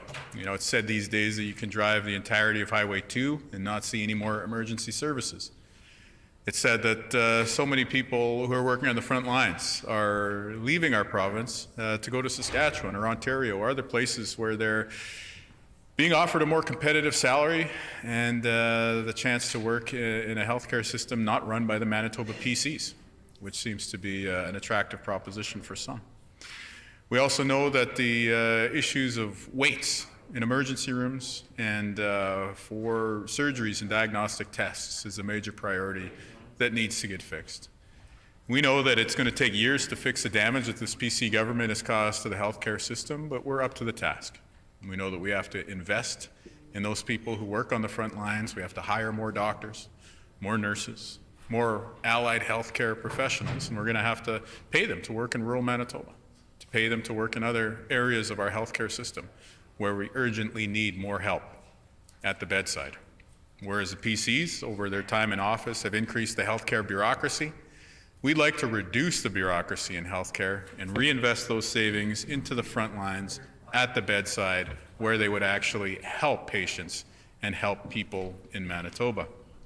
We know also that the cost of living is such a huge burden on so many families. And so, you know, the Manitoba NDP is the party that built these crown corporations like Manitoba Public Insurance, like Manitoba Hydro. And the reason why we did that was to be able to keep your life as the average person in Manitoba more affordable. And so let's cut through the mismanagement and the bureaucracy that we've seen increase over the PC administration, first under Brian Pallister and now under the Stephenson government. And let's get back to the core mission for those crown corporations of making your life more affordable. So the Premier highlights many challenges that she sees in the province in her opening statement. But when she talks about needing to fix the healthcare system, why doesn't she mention that she was the health minister? When she talks about issues around public safety, why doesn't she mention that she was the Attorney General and Minister of Justice? When she talks about cost of living, why doesn't she mention that she's failed to take action as the Premier to help Manitobans in their time of need?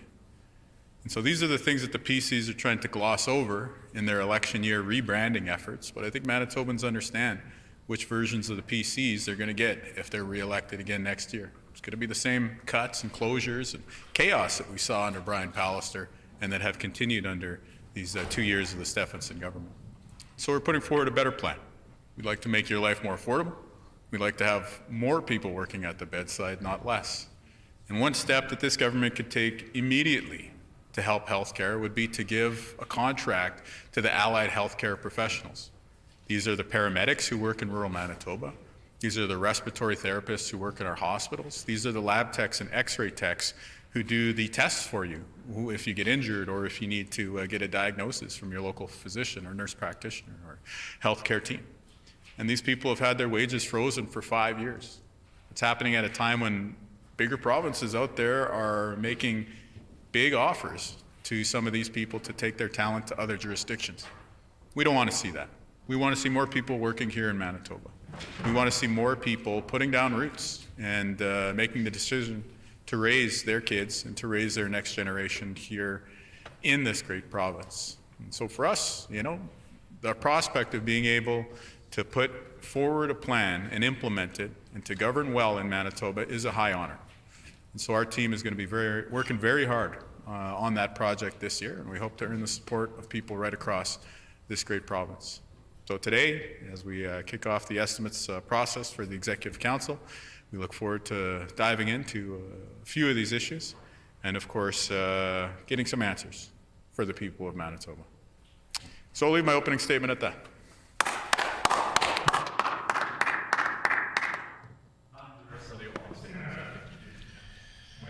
In accordance with Sub-Rule 78, Subsection 16, during the consideration of... Oh, we do thank the leader, the official leader of the opposition, for those remarks. Yeah. I was a paragraph ahead of myself. In accordance with Sub-Rule 78, Subsection 16, during the consideration of departmental estimates, questioning for each department shall proceed in a global manner, with questions put on the resolutions once the official opposition critic indicates that questioning has concluded. At this time, we invite ministerial and opposition staff to enter the chamber, and we ask the members to please introduce their staff in attendance.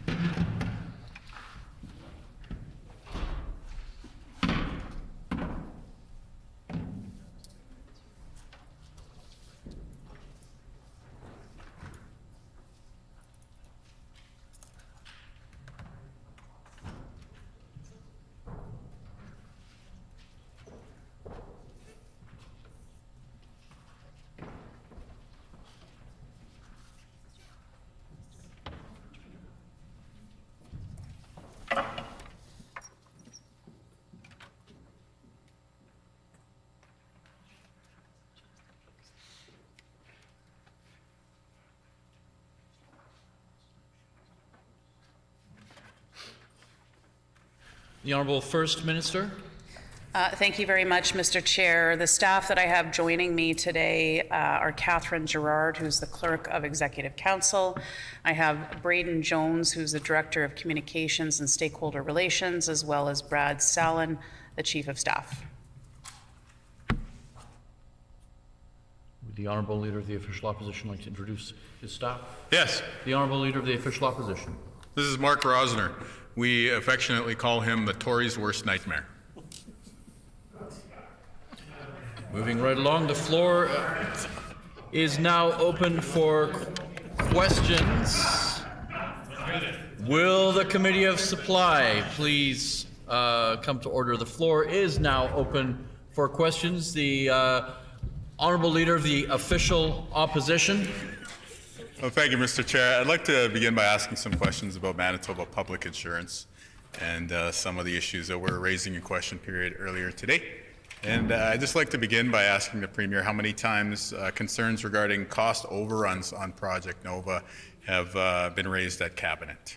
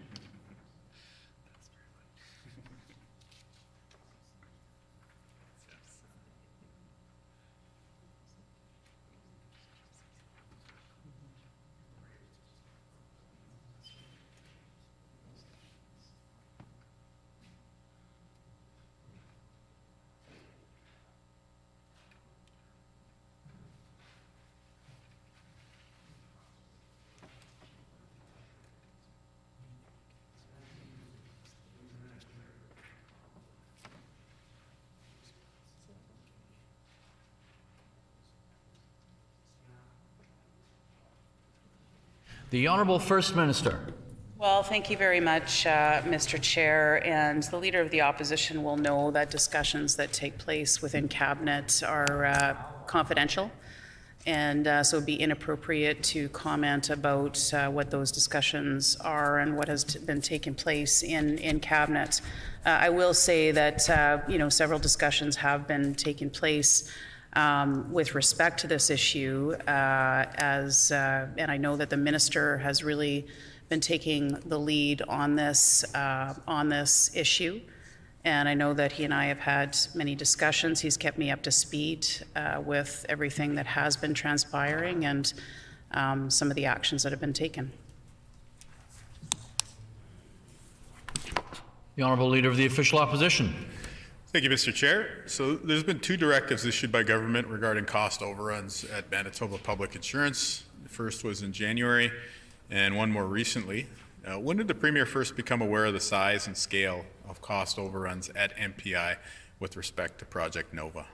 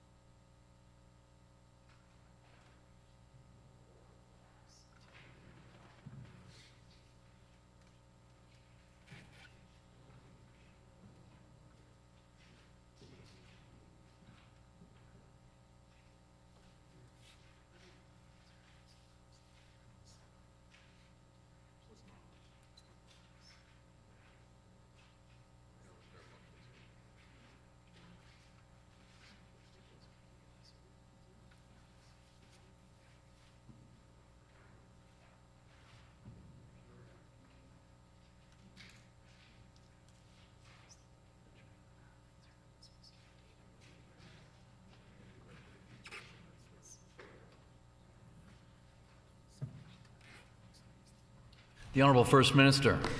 Yeah, I believe we're just trying to get the details on the actual date, and so if the Leader of the Opposition has other questions, once I get the answer to that, I'll be happy to share that with him.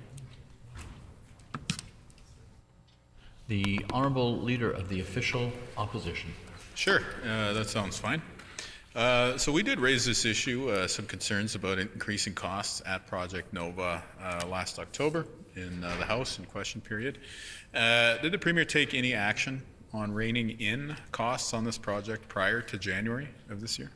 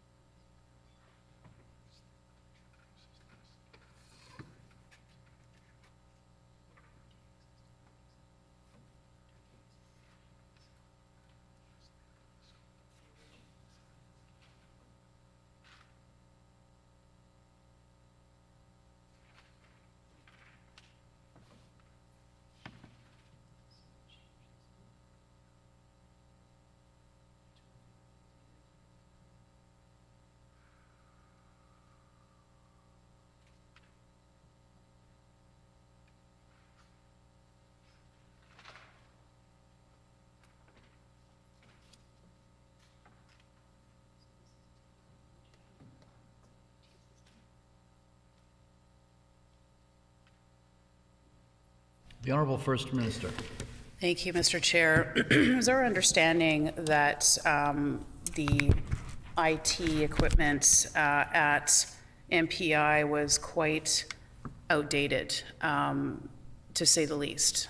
For decades, the system had not been updated, and certainly when the original proposal came forward, there was a recognition that it wasn't enough to fulfill what was really needed to ensure that the IT system at MPI was fully up to speed with where it should be in today's day and age. So as I understand, back in October, we realized, because we asked these questions ourselves, but there was the original scope was not enough of the contract, and so there was a change in the scope to reflect what was actually needed with respect to the IT equipment at MPI.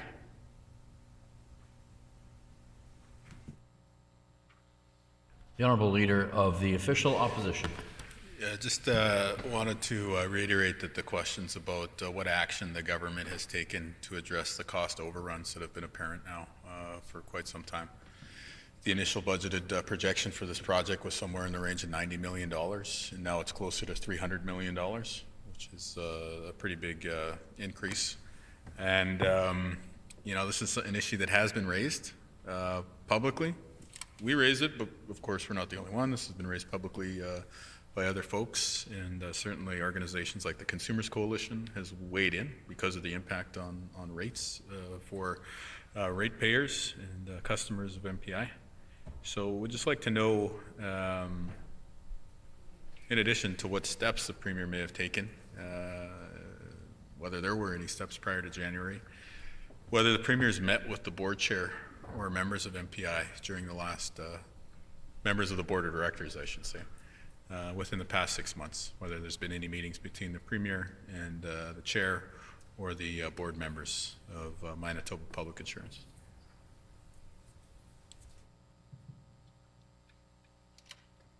The Honourable First Minister. Yeah, I haven't met personally with any of the members of the board with respect to this particular issue.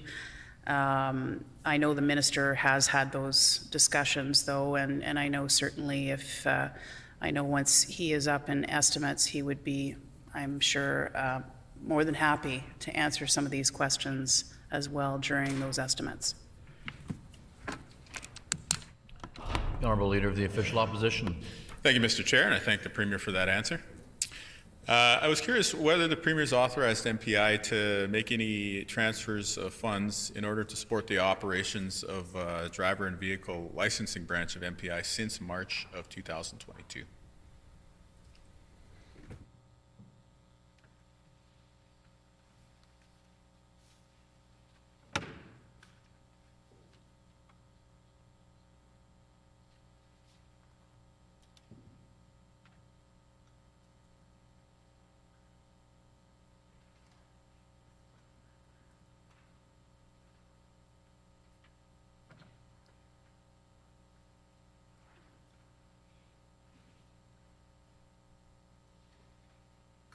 The Honourable First Minister. Again, the Leader of the Opposition is getting into details with respect to a Crown corporation that is under the purview of the Minister of Justice. And I know that he would be happy to answer these questions at his estimates process. I think it would be more appropriate that the details with respect to these types of initiatives be asked at that level. I think certainly we're here to answer, higher level questions with pertaining to MPI. If the Leader of the Opposition wants to get into more details, I suggest that there's a more appropriate estimates process where that could take place. The Honourable Leader of the Official Opposition. So at this higher level, was the Premier aware of the significant contracts awarded to McKinsey as part of Project Nova?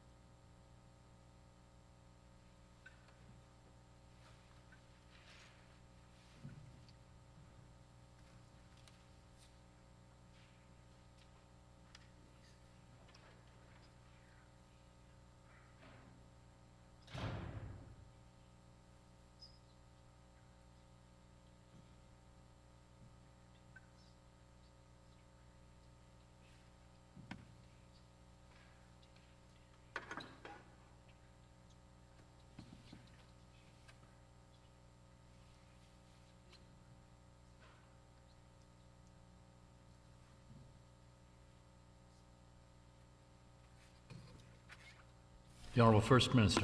The Leader of the Opposition will know that MPI runs independently of the government. They have their own board of directors. They have their own management that manages the day-to-day activities within MPI. Certainly when it comes to any sole source contracting with McKinsey, I was not aware of any of those contracts taking place until after it was brought to my attention that there were a number of them, and the minister gave a directive to the board to seize any more sole source contracts until further information was provided.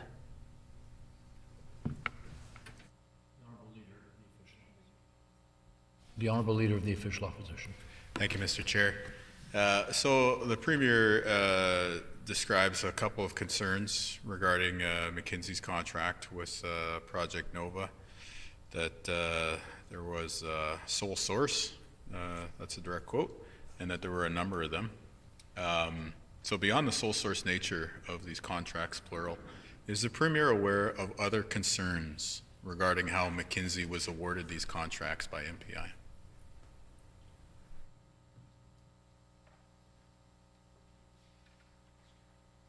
The Honourable First Minister. Again, I think that would be more appropriately asked of the minister responsible for MPI. The Honourable Leader of the Official Opposition. All right, and thank you again, Mr. Chair. Will the Premier commit that there will be no new increases to the cost of Project Nova? The Honourable First Minister. So I know that we have been assured by MPI that that Nova's cost is final and not will increase and not increase, and is moving ahead on schedule and on time. That's what we have been informed by MPI. The Honourable Leader of the Official Opposition. All right, I thank the Premier for that, and I also thank you, Mr. Chair, for being recognized again. I wanted to turn now to the issue of personal care homes, and to talk about one personal care home in particular, the Maples Personal Care Home, which is owned by Rivera. I think Manitobans all remember the very tragic circumstances at the Maples PCH. More than 50 Manitobans lost their lives, and we learned in the aftermath of that tragedy of some very, very terrible conditions at this long-term care facility.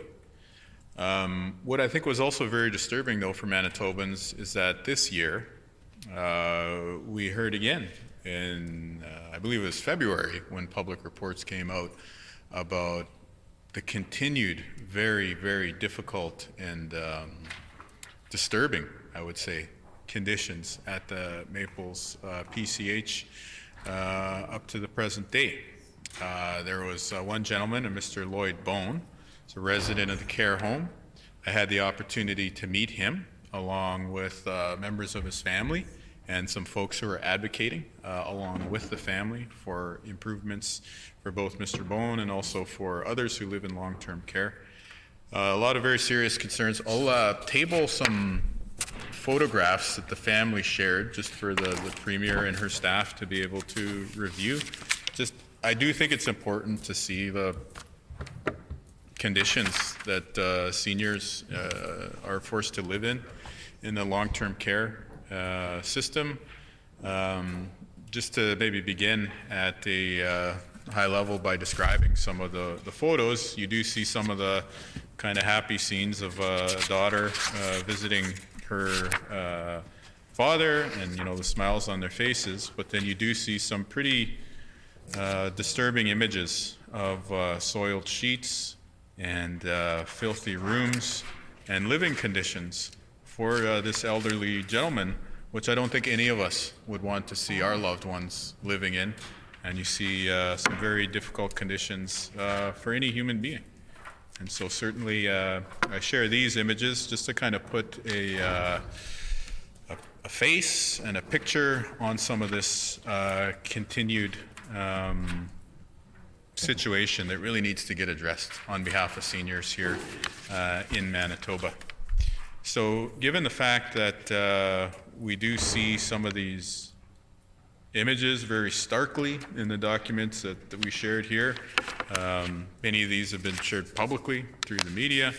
We also know that the descriptions from the family member of, people being, left for hours in urine, and again, rooms not being cleaned, such that these things we're talking about actually started to stain the floor. Doesn't give me any pleasure to describe these things. They're very disturbing, but I do so because these are, Manitobans who deserve to have a better quality of life and better living conditions. So I just wanted to ask, I guess, at the outset of this section of questioning, can the Premier tell the House how it is that, 2 years after the tragedy at Maples, that care for seniors in this same facility is in such a terrible state, to say nothing of other care homes which may have their own challenges?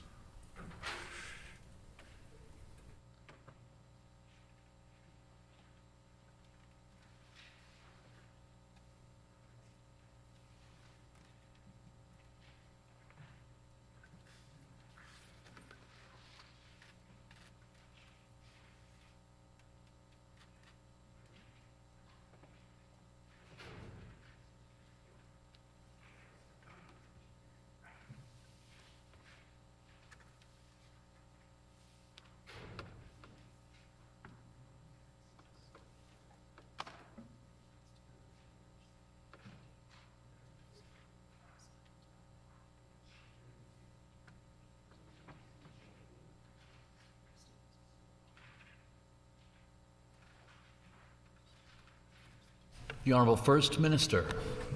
Well, thank you, Mr. Chair. And listen, I believe, like the Leader of the Opposition and others, that seniors deserve to live in dignity in our province. And that's certainly the premise of where I come from and where our team comes from.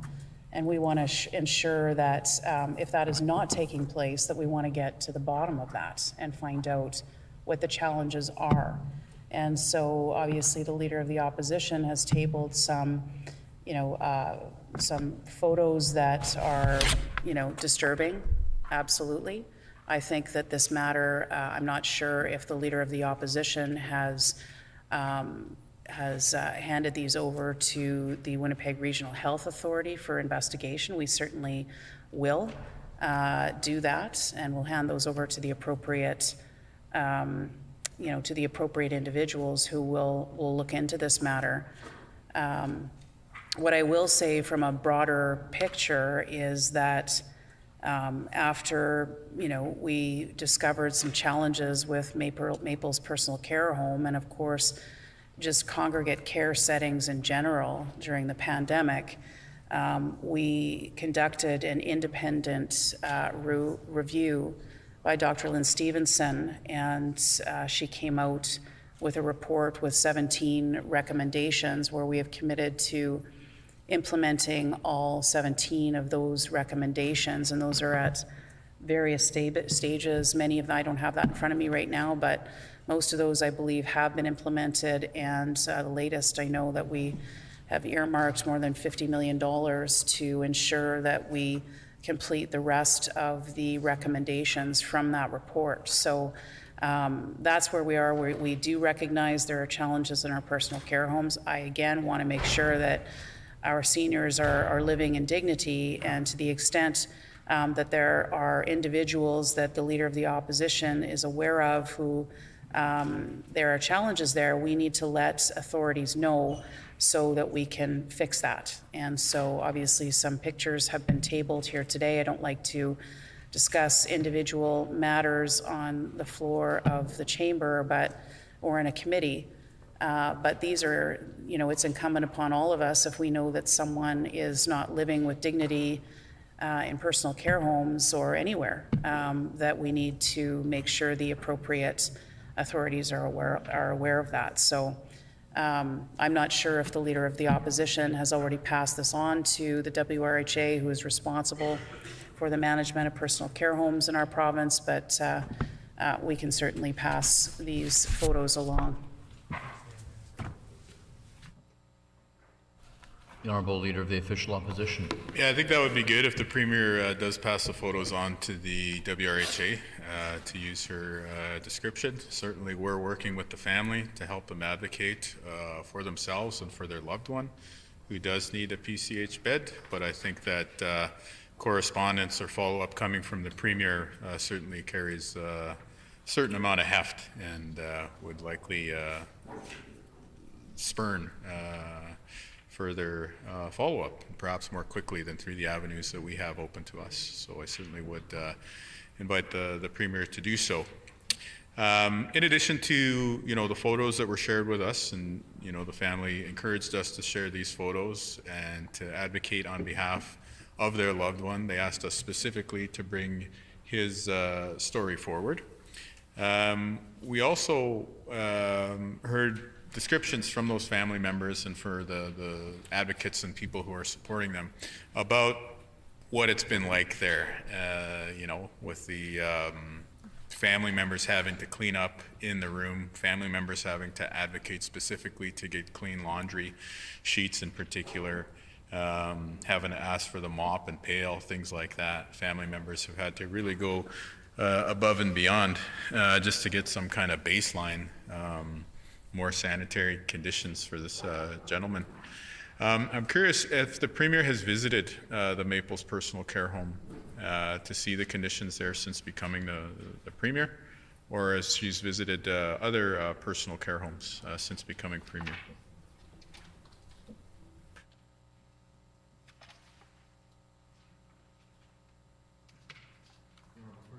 The Honourable First Minister. I appreciate having a discussion in this estimates process when it comes to the dignity of our seniors in personal care homes and making sure that they're living safely in those personal care homes. But I think it's very important when I look at these photos, and this appears to have been something from February 1st, which was 2 months ago, that I hope that the Leader of the Opposition wasn't waiting to kind of do this on the floor of the Legislature or the Chamber, I hope he would have brought this forward to the WRHA or to officials prior to this. This was 2 months ago, and I think it's incumbent upon all of us to be part of the solution. So I hope that when this was brought to his attention, that he also brought this forward to various authorities to make sure that action is being taken. I don't like the fact that 2 months has gone by. I hope that this isn't continuing to happen, and certainly we will look into it. But it's very important that if if the Leader of the Opposition or any member of this chamber has information about the safety and well-being of someone in our personal care home, that we bring that forward to the appropriate authorities as quickly as possible so that they're not sitting and waiting in the same kind of situation that they are with some of these photos. So I'll leave it at that. Again, I don't like discussing, issues, specific, cases, on the floor of the chamber, but I'm very passionate about wanting to make sure that our seniors are safe living in personal care homes. My father lived in a personal care home for some time, and I know, and I can remember visiting him quite often in the personal care home, and how difficult it is, for family members to go in and to see, your loved one in a compromising position, or you just, nobody wants this. I don't want it for any family out there ever. And I just think when we are in possession of information, I think it's incumbent upon us to act as swiftly and quickly as possible, because that, the individual in the photos that the Leader of the Opposition has tabled in the House, I want to make sure that he gets the appropriate care that he needs, and that he never gets that he's not in the position that he's in anymore. And, I just hope the Leader of the Opposition brought this forward to other authorities before bringing it 2 months later after the fact to the estimates process.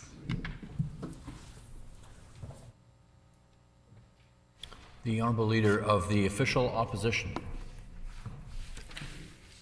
This issue has been raised publicly with these photos, and certainly we've advocated on behalf of the family. And the Premier should look at this intervention in the Estimates Committee as a reminder to her, a reminder to take action. She was the Minister of Health when the tragedy happened at Maples. How is it that these conditions can continue in the same personal care home, not only after her time as Health Minister, but after she's been the Premier?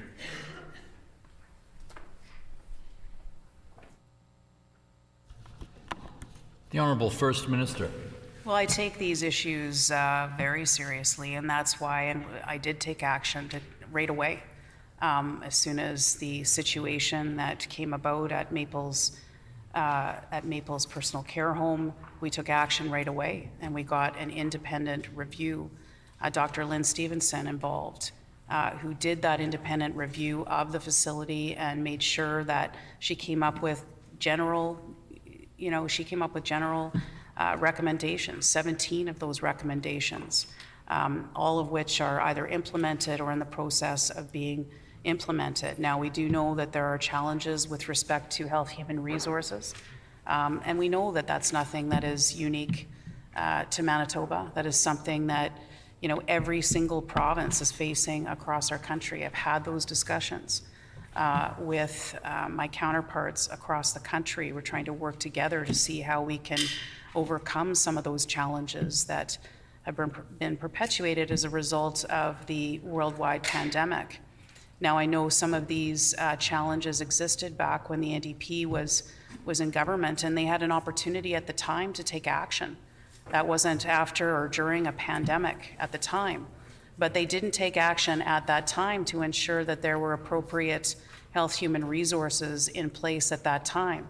So when we took over office in 2016, we started to have to clean up the mess from the previous NDP government.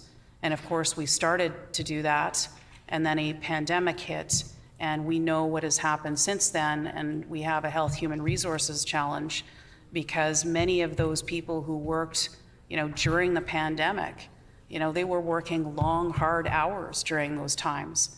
They were very, very difficult, challenging, unprecedented times, something we've never seen before in the history of our healthcare system.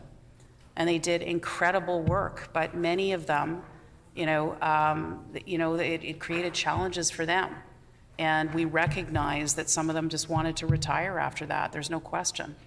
And so we know that that has caused challenges within our health human resources, and it's why we have established our $200 million fund to recruit more than 2,000 healthcare professionals, and we're well on our way to doing that.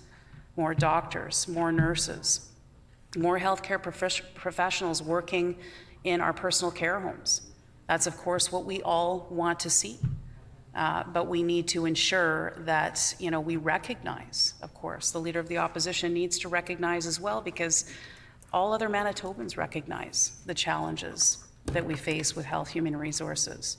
People right across the country recognize the challenges that we face in health human resources, and it's very important that we take action. So the Leader of the Opposition asked why, what action I had taken. Well, we have taken action when it comes to health human resources and personal care homes.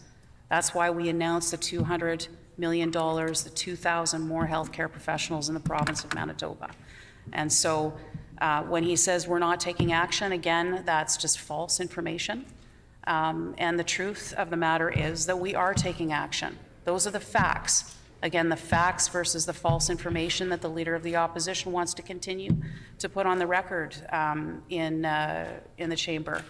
But I will tell the Leader of the Opposition, I will tell all Manitobans that I care very deeply about not just those in our personal care home. I care very deeply about all Manitobans. I want to make sure, in particular, our seniors are able to live with the dignity that they deserve to live with in their latter years in life, and that they get the care that they need when they need it. The Honourable Leader of the Official Opposition. You know, I don't know if the talking points are persuasive to the Premier's staff or to her caucus, but they're certainly not persuasive to the Manitobans who've had to live with this PC administration these past many years. The pandemic is being used as a shield by this administration to try and cover up for their failures in healthcare. These failures started prior to the pandemic. There was not a single personal care home bed built in this province leading up to COVID-19. And then what did the PC administration do? They froze operating funding for PCHs in their first pandemic budget, and they failed again, second pandemic budget, to increase investments in personal care homes. The Maples tragedy befell our province while the Premier was the health minister. She went on to her current office, and here we are 2 years later with seniors still living without dignity. So the talking points may work around the PC caucus table, but they don't work for the public. Because regardless of whatever announcement the PCs make, they need to be judged on the conditions in which seniors and PCHs live. Frankly, we haven't seen progress in those areas. And it's not surprising as to why there's been a failure to improve these living conditions. When we go back to the Stevenson report that was commissioned in the wake of the Maples tragedy, we have to conclude that this report was deeply flawed from the outset. I think we all recall the press conference announcing the Stevenson report, where this person who was brought in to author it was asked about the fact that Rivera lied about the staffing level in this care home at the time of the tragedy. And the look of utter shock and bewilderment on this person's face. And then they put it into verbiage immediately following this to clarify that this health minister and this, or rather the Premier who was then the health minister, and this government never told Mrs. Stevenson that Rivera had lied and misrepresented the staffing level in their personal care home. You know, there's a concept out there, fruit of the poison tree. It therefore stands to reason that since this government misrepresented the situation at Maples PCH during the investigation, that it compromised the integrity of the report which followed, which therefore helps to explain why the inaction that followed under the watch of this now Premier contributes to the results that we see in the terms of undignified conditions for seniors. So let's examine some of these so-called announcements that this PC administration makes on this topic in particular. In April 2002, the Premier made an announcement and stated her government would invest $15 million to supposedly enhance infection prevention control in the long-term care sector, including hiring a provincial program manager, regional leads, 50 infection control staff, to hire more than 200 full-time equivalent housekeeping staff, 44 full-time equivalents to make improvements to information and communication technology. We know the answer to this question, but we'd like the Premier to answer it for us on the record here. Can the Premier tell this committee whether any of these people have been hired? The Honourable First Minister. Well, thank you very much, Mr. Chair. And, the Leader of the Opposition wants to be disrespectful. That's fine of me. I'm more concerned about Manitobans. And I think it's disrespectful to Manitobans to say that, that we don't somehow care about their care. And we absolutely do. And I think it's disrespectful to them to give false information to them out there. What they deserve is the facts. And so, of course, we will, once again, where the Leader of the Opposition does not deliver the facts out there with respect to what is going on, and he's off in, some tangent about, the misinformation and all this sort of stuff out there. The fact of the matter is, Dr. Lynn Stevenson conducted a report, an independent review of what had transpired at Maples Personal Care Home. came up with 17 recommendations, all of which we agreed to implement. And I can tell you that the active recruitment in all positions, again, the Leader of the Opposition is talking about positions in personal care homes. Active recruitment in all positions, despite some of the health human resource challenges that we've been facing, not just here in Manitoba, but across the world, or across the country certainly. 468 of those full-time employees are estimated to be recruited by the end of March of this year. So that is March 31st, just a few days ago. And so that is the recent update of that recruitment activity. So the $15 million plus we've put and invested more than $50 million to ensure that we're able to finish off the recruitment of the other FTEs out there to ensure that we fulfill our obligation to complete the 17 recommendations from the Stevenson report. The Honourable Leader of the Official Opposition. I just want to point out for the record that everything I said about Maples was a fact in the previous preamble. Everything I said about Rivera was a fact. Everything I said about Lynn Stevenson was a fact. And everything that I said about this government's failure on long-term care was also factual. The one thing that the Premier said that was incorrect about my remarks beyond that is that I somehow characterized her as not caring. I made no speculation whatsoever in my preamble about whether or not the Premier cares. But the fact that she would volunteer that perhaps is a little bit of a slip on her part. So I'll just leave that elucidation on the record. On the topic of healthcare announcements unfulfilled, I wonder, Mr. Deputy Speaker, Mr. Chair in this context, whether you remember in Budget 2022 when this administration under this Premier promised that all outstanding contracts with healthcare workers would be resolved as of last week, the end of the fiscal year. The reason why I asked that rhetorical question, to you is because we know that the allied healthcare professionals are currently without a contract as we speak. So I'm wondering why the Premier broke that promise that she laid out in last year's budget.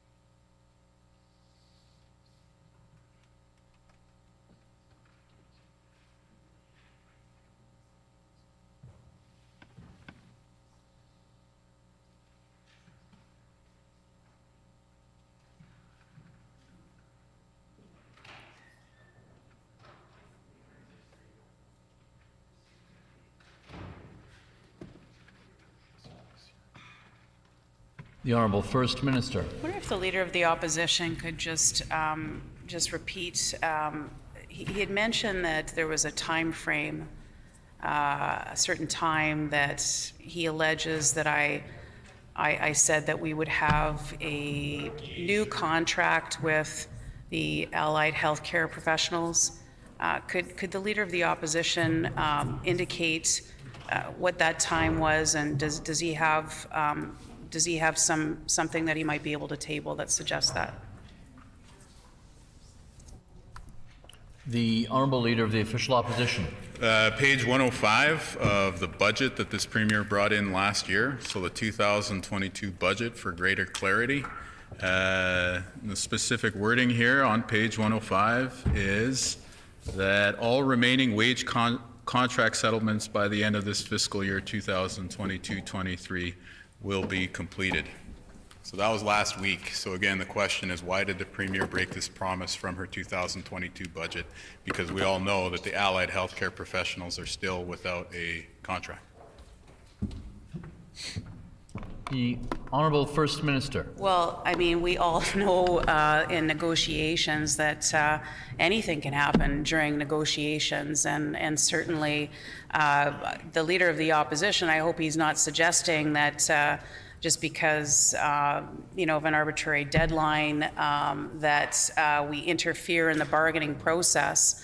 I think that would be inappropriate. So is that what the Leader of the Opposition is suggesting, that we should have interfered in the bargaining process?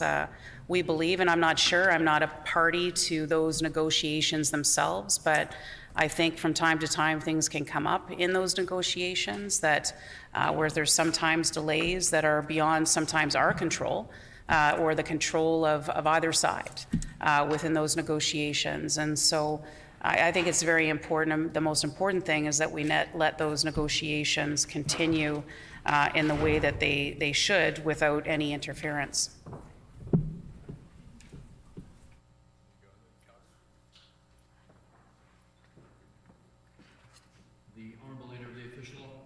The Honourable Leader of the Official Opposition. If the Premier believes in what she's just contended, then why did she put this in her 2022 budget? Why did she put the words, all wage settlements will be concluded by the end of the fiscal year 2022-23? If what she just contended is her actual belief, instead of, say, some sort of verbal contortion to try and escape accountability in an estimates committee.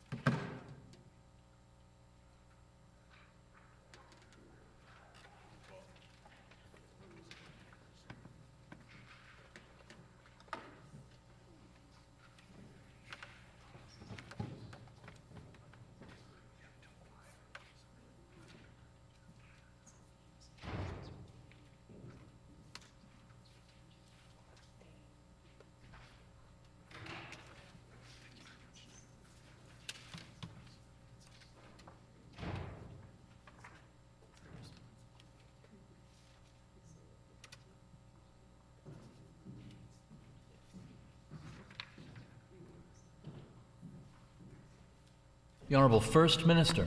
I know the Leader of the Opposition thinks that he's got some sort of a gotcha moment here. The fact of the matter is that when we are anticipating that, potential collective bargaining agreements are completed, we budget for them. So, we were anticipating and hopeful that those budgets or those negotiations would be completed at that time. But again, as I mentioned earlier, there are reasonable, reasons why sometimes these collective, bargaining negotiations take time to complete. And there's, things on either side. You just don't know what's going to come up in the middle of a negotiation. I think the Leader of the Opposition should know that. Maybe he's not aware that there are other extenuating circumstances at times that will come up during a negotiation period that may delay things.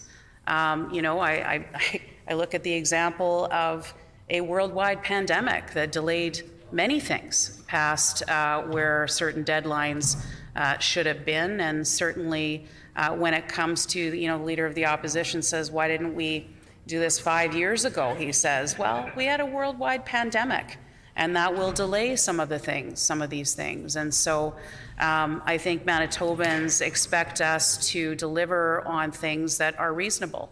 Again, we as a government don't get into the negotiations with respect to the paramedics. That's a shared health. That is up to the health authority or shared health that is responsible for those negotiations, and we don't get involved in the day-to-day negotiations when it comes to those things, and we leave that up between the employer and the employee. So again, the Leader of the Opposition, I guess, is suggesting that we should have jumped in the middle of this and just signed on the dotted line. Well, that's inappropriate. That is not what you do when you're negotiating a collective agreement.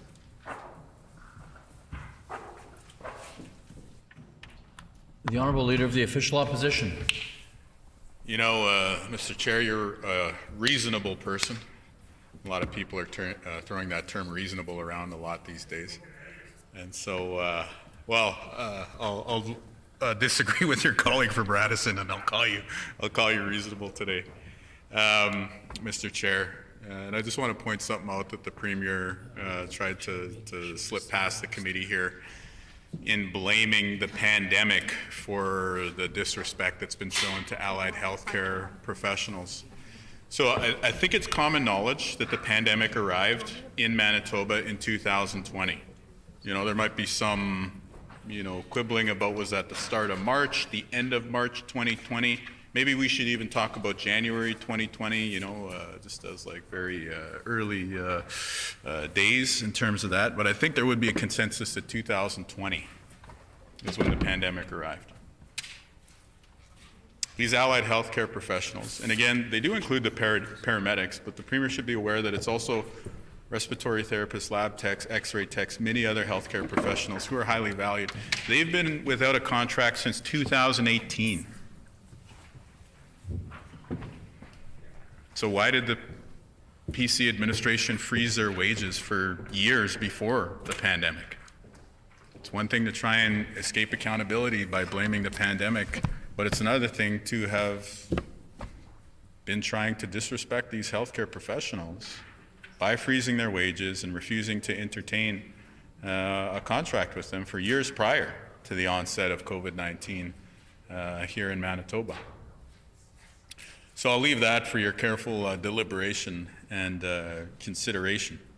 It does, I would just make the commentary. It seems more likely that it's just, a talking point to try and escape accountability, when the proper course of action should be to ensure that there's a fair deal done here that'll help keep these healthcare professionals working at the bedside here in Manitoba. I also want to just put on the record here that even though we're reading a deadline from the budget that the Premier herself brought forward to this House, that she also disparaged the words from the budget by calling it, and I quote, an arbitrary deadline, end quote. So it's kind of a bizarre view for the leader of a government to talk about the commitments made in her own budget as being arbitrary.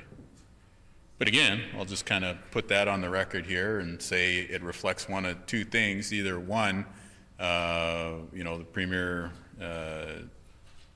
did not respect the 2022 budget that she brought forward, or perhaps in the more likely alternative, She's just trying to escape accountability now at this committee by trying to diminish the words that were tabled in that budget, 2022.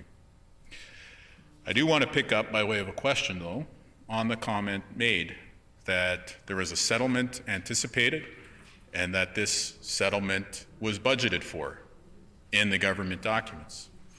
So I would like the Premier to tell the allied healthcare professionals who are looking for a fair deal here, what was the amount budgeted for this contract?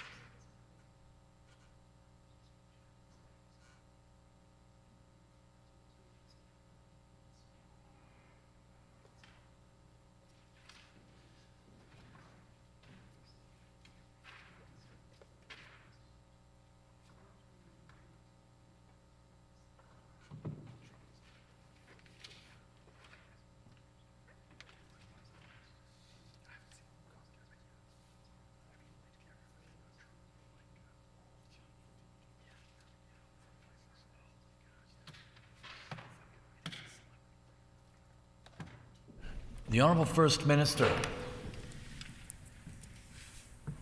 Well, Mr. Chair,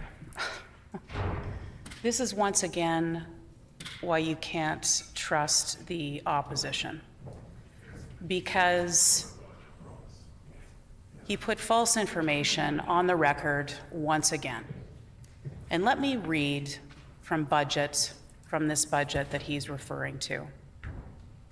It goes on to talk about collective bargaining agreements that we made, a number of different collective bargaining agreements that we completed.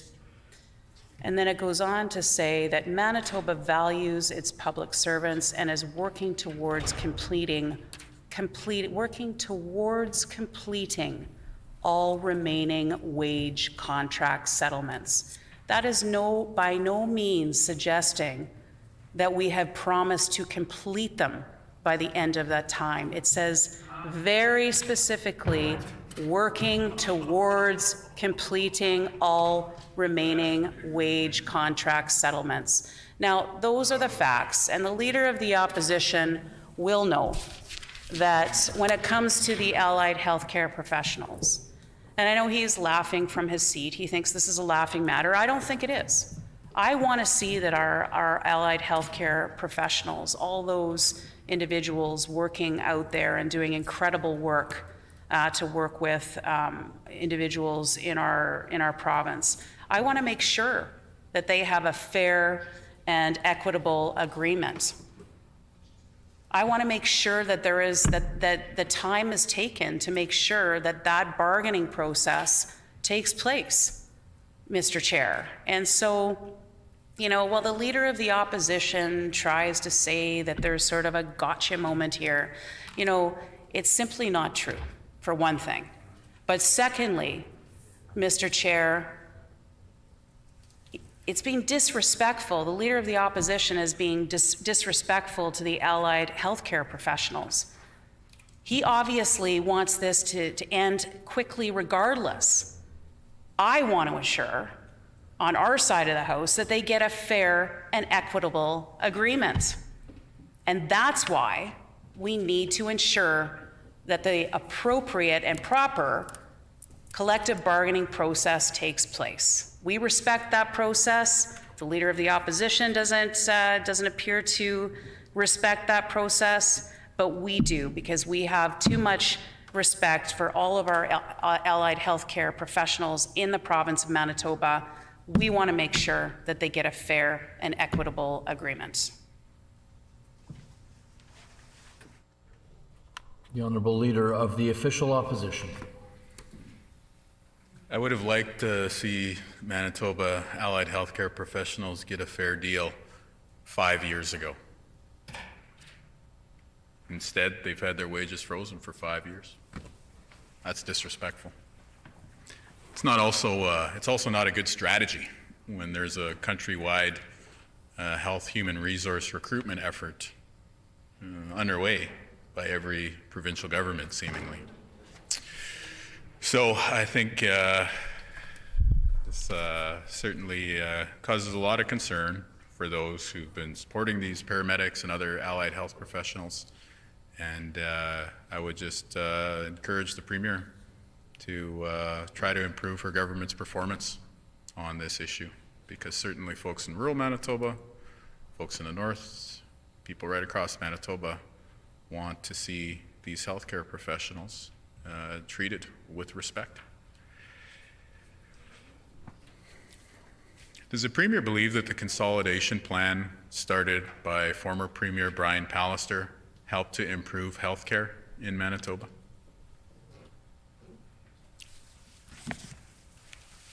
The Honourable First Minister.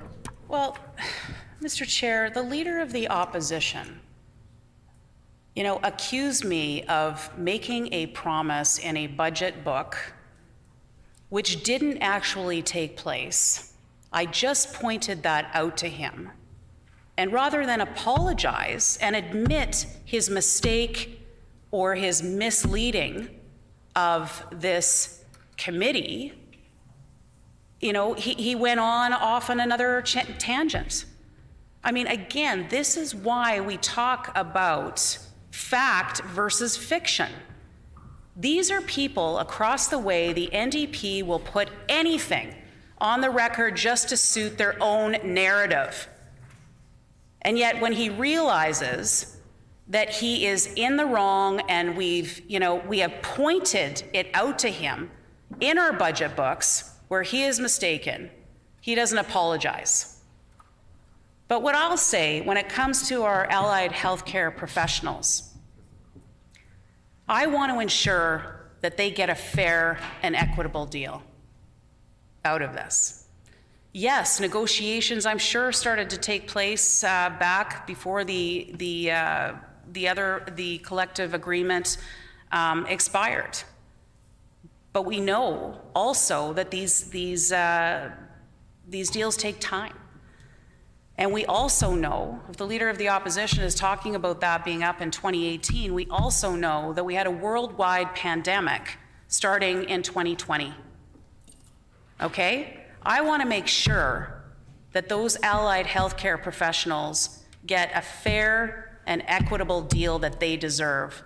They have done a tremendous amount of work for us day in and day out during the pandemic, before, after.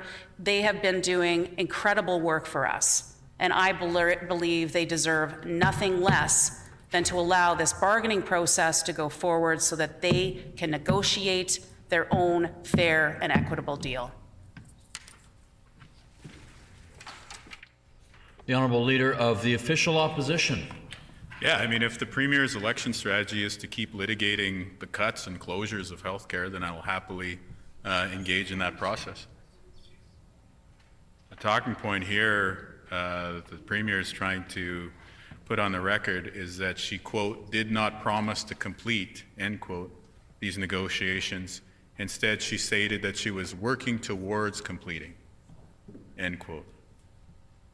I think the average healthcare professional out there would be puzzled if they were in a charitable mood, and more likely frustrated to hear the Premier, who has frozen their wages these many years, trying to play a game of semantics rather than engage substantively with the issue here. On the question of respect, these workers' wages were frozen when the current premier was the deputy premier. That wage freeze continued under her time as the health minister, and it continues today, well into her term as premier. Will the premier improve her government's performance when it comes to respecting allied healthcare professionals?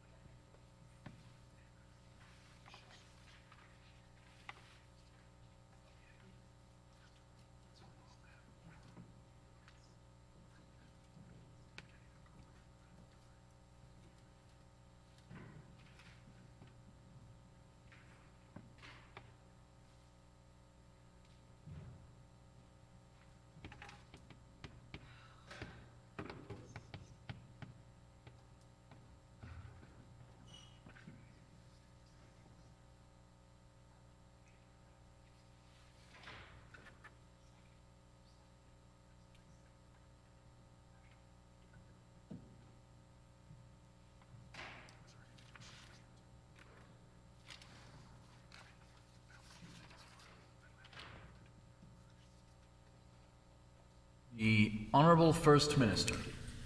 Well, thank you very much, Mr. Chair. And I think it's important when the Leader of the Opposition and members opposite put false information on the record in the chamber that we call them out on it. And I am going to call the Leader of the Opposition out once again on something that he misled this committee. He stated that the problems at Maple's personal care home started under our watch. And in fact, that is false. There were challenges before that where they were under the previous NDP government. And in fact, back in 2013, alarm bells were raised in Manitoba over staffing in the long-term care sector at Maple's personal care home.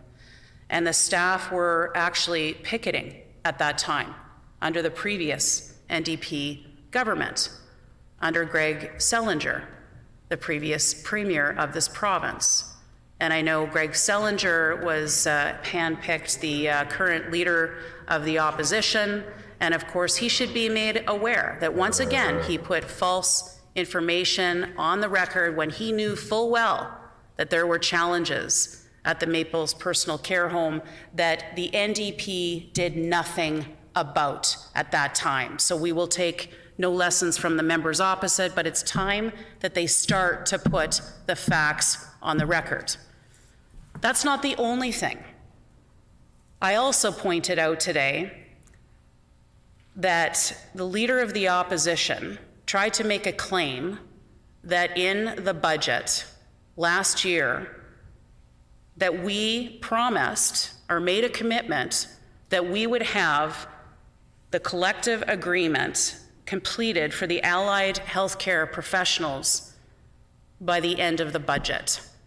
And it says right in the budget itself, it says we were working towards a date. So it's very clear, Mr. Chair, that the Leader of the Opposition wants nothing more than to continue along the lines of misleading Manitobans. And we think that that's unfortunate. But when he starts to make accusations, it's incumbent upon us to inform Manitobans and to let Manitobans know that we are going to stick to the facts. And while the Leader of the Opposition wants to continue down his fictitious line of, putting things on the record that have no bearing of the truth whatsoever, we will continue down a line of ensuring that Manitobans know the truth.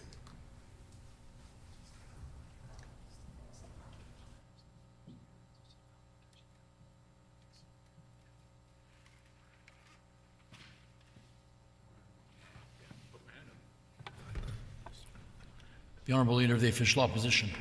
Oh, here's some false information the Premier just put on the record. The previous Premier of Manitoba is actually Brian Pallister. That's right.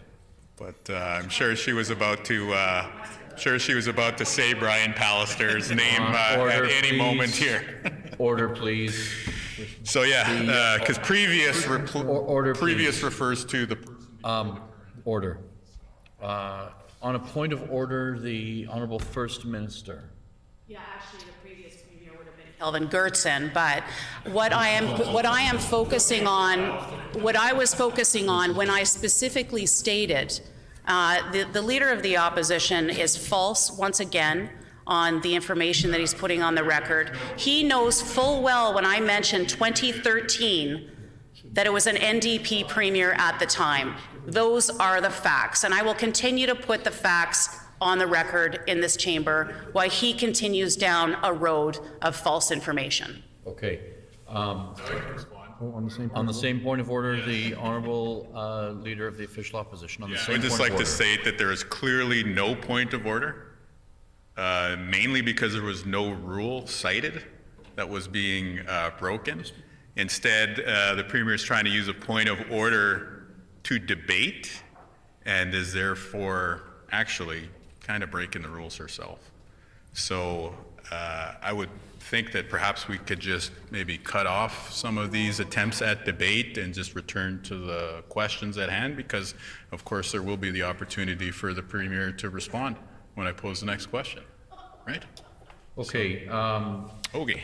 It is in fact not a point of order. It is a dispute over the facts, and I'm obliged by the rules to remind the First Minister and all members not to refer to a member by their first and last name. A sitting member by their first and last name. Anyway, I did. I paused the clock, and I believe the. I was in the process of asking. Yeah, so we'll just give them another 5 minutes. That's fine. You can just restart. The Honourable Leader of the Official Opposition. Yes, on the subject of Brian Pallister, does the Premier believe that the consolidation plan started by former Premier Brian Pallister helped to improve healthcare in Manitoba?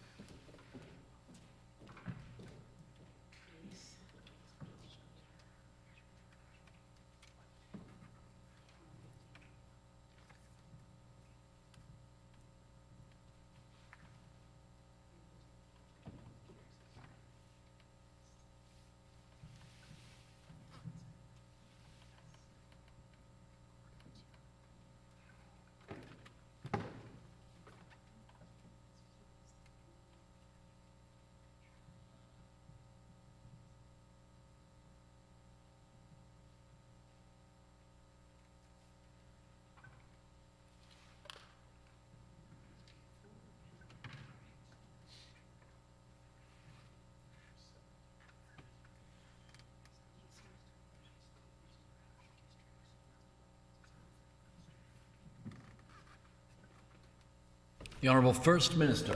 Well, thank you very much, Mr. Chair. And the Leader of the Opposition seems to want to go back in history. So perhaps we will go back to history when, in the 1999 election campaign, the NDP ran on a promise to end hallway medicine in 6 months with $15 million. And they also promised at the time to fix healthcare. Well, fast forward to 2015, after 15 years of the NDP in government, supposedly would have fixed our healthcare system by that. They said that they would have ended hallway medicine in 6 months with just a mere $15 million. Well, I can tell you 15 years later, clearly the healthcare system was not fixed. And I know from today's debate that the Leader of the Opposition is promising once again to fix our healthcare system. Well, if they couldn't do it in 17 years, why would we trust that they'd be able to do it again, Mr. Chair? So I would go back, and in 2015, the Grace Hospital had the longest ER wait times in the country. Now, that was under their watch. The NDP government at the time, 15 years that they had to fix a healthcare system. Now, I don't recall there ever being a worldwide pandemic in there, Mr. Chair. I'm not sure if you do, but I don't think there was a worldwide pandemic at that time, where there were significant challenges placed on our healthcare systems, not just here in Manitoba, but right across the country. We've had challenges with healthcare systems. So 15 years, 17 years, the NDP couldn't fix healthcare after promising to do so. So we know that the Leader of the Opposition, who gets up today, in front of a whole bunch of people because it's on the eve of an election, he's got to tell them what they want to hear, that he's going to fix healthcare. Here we go. We've got an NDP party that is going to promise Manitobans once again that they are going to fix healthcare. Well, I can tell you that history proves that they never got it done then, and they sure won't get it done now, Mr. Chair. But I can tell you that yes, there have been some challenges in our healthcare system. There's no question. A worldwide pandemic puts a lot of strain on a healthcare system. Again, you didn't need to just look at local media here in Manitoba. You look around the world, what different governments were facing around the world and their healthcare systems. There was a significant challenge, at that time. And so we recognize, and we want to learn from some of the challenges, the things that we learned from the pandemic. And we are continuing to do so. If there are ways now that we can make it more efficient to deliver healthcare in Manitoba, we will look for those ways. Absolutely. But don't be fooled by an NDP, desperate opposition who wants to get in to power in the province of Manitoba, because we've seen them make those same promises before. We know they didn't deliver those promises then, so why can Manitobans trust them now? I'll tell you, they can't. The Honourable Leader of the Official Opposition. Gary Dewar was a great premier. Hallway medicine returned to Manitoba under the PC administration. That's right. Does the premier believe, and I'll ask this question a second time because the premier did not answer it. Does the premier believe that, actually this is a third time now that I think about it, because we had a point of order and all that, that you had to rule on against the premier. Does the premier believe the consolidation plan started by former Premier Brian Pallister helped to improve healthcare in Manitoba?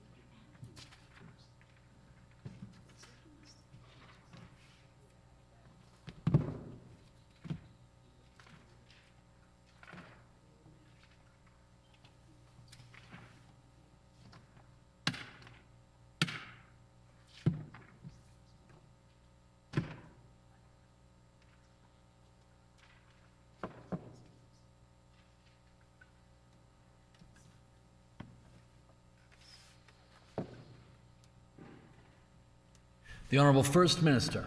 Well, again, Mr. Speaker, or sorry, Mr. Chair, I do want to just go back and remind the Leader of the Opposition that when we took government in 2016, the healthcare system was in disarray. There were a lot of challenges that we inherited from the previous NDP government that needed to be cleaned up. And so, of course, we embarked on a plan to make improvements to the healthcare system. I can recall at the time, many times in my days in opposition, I was there for a few years, but I can recall times where people would go to an emergency room in the city of Winnipeg. They would present themselves, they would need certain diagnostics that wouldn't be available at that hospital. So then they would go again by ambulance from that hospital to another hospital to wait in that hospital then to get the diagnostic procedures that they needed. Sometimes they would have it, sometimes they wouldn't. They would then be sent back again to the other hospital. We recognized that there were challenges with that, and we wanted to make sure that those diagnostic services were there in those emergency rooms and on those premises so that we weren't putting people back in ambulances to travel across the city of Winnipeg. And in rural communities, it was even worse at the time during the previous NDP government. We don't want to go back to those dark days. Now, I will recall, today, so I think that there have been some improvements where when individuals present in the hospital, at least they can get the diagnostic services that they need. Now, after the pandemic, we know there's been backlogs, and we recognize that, but that's after a worldwide pandemic, Mr. Chair. And so we, of course, are putting resources into those areas to ensure that we are increasing the diagnostic and surgical procedures for Manitobans when they need it. And we're making significant headway in reducing and eliminating those backlogs back to pre-pandemic levels. And those are the investments that we are, of course, making. But I will note that the Leader of the Opposition, I believe, was asked a question today about whether or not he would go back. He would reverse what the decisions that were made in the Pallister government, and he was asked whether or not he would increase the number of ERs back to where it was before, and he said no, that he wouldn't do that. So clearly he also agrees that we have moved in the right direction to ensure that those diagnostic and surgical procedures can take place without having to send people by ambulatory or stretcher services to get those diagnostic and surgical procedures at other hospitals. I gather he agrees that that's a good thing, and maybe he wants to comment on that. I'm not sure. I know he already has in the media, but we think that there have been some improvements. But what I will say is that there is always room for more improvement. I don't want to see any Manitoban being left out and not being able to get the either surgical or diagnostic procedures that they need. I don't want to see any Manitoban waiting in pain to get the surgery that they need. And so each and every day we will find ways to ensure that whether it's through health human resource investments, whether it's through our surgical and diagnostic task force, that we are ensuring that those individuals get the health care that they need when they need it, sooner and closer to home, I might add, Mr. Deputy Speaker. So again, a lot of work has been done, but I think there's still a lot more work that needs to be done. We've learned a lot from a time during the pandemic where we can make some improvements. And as I said earlier, I'll say it again, that if there are ways to improve and streamline the delivery of health care so it's better for the patient in our province, we will do so. The Honourable Leader of the Official Opposition. I just want to draw your attention, Mr. Chair, to the substance of what we just discussed in this back and forth here between the Premier and I. The question was, does the Premier believe the consolidation plan started by former Premier Brian Pallister helped to improve healthcare in Manitoba? The Premier said in response, there have been some improvements. She said it twice. There have been some improvements. Brian Pallister's plan for healthcare. Positive reviews from this Premier. Does the Premier believe the closure of 3 emergency rooms in Winnipeg was the correct decision? Was it done in the right way?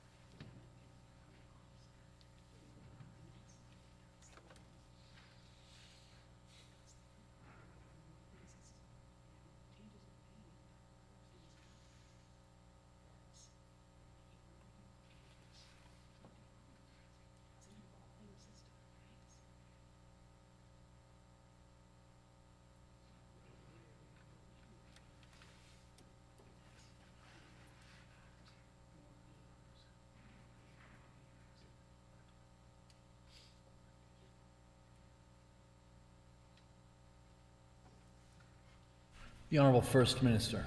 Well, I think it's important that the Leader of the Opposition know and understand that we inherited a mess, not just in healthcare, but pretty much right across the board from the previous NDP government under Greg Selinger, who I know the Leader of the Opposition was very close to.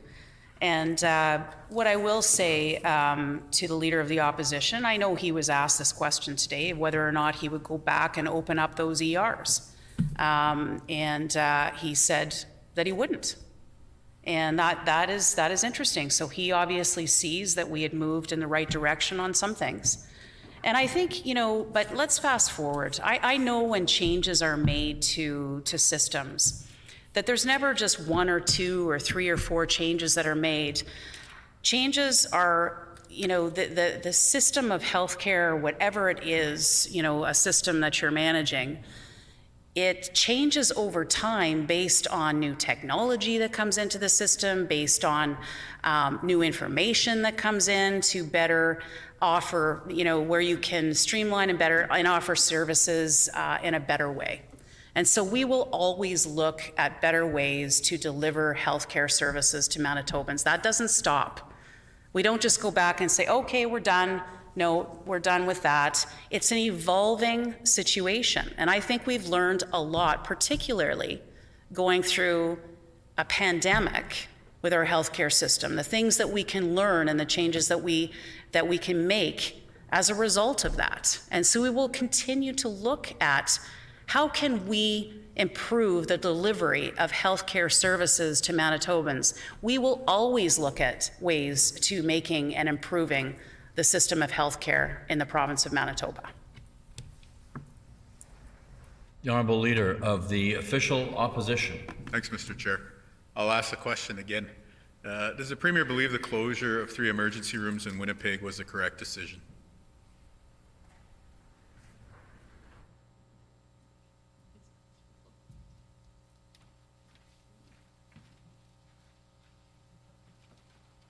The Honourable First Minister. I believe I've already answered that question, Mr. Chair.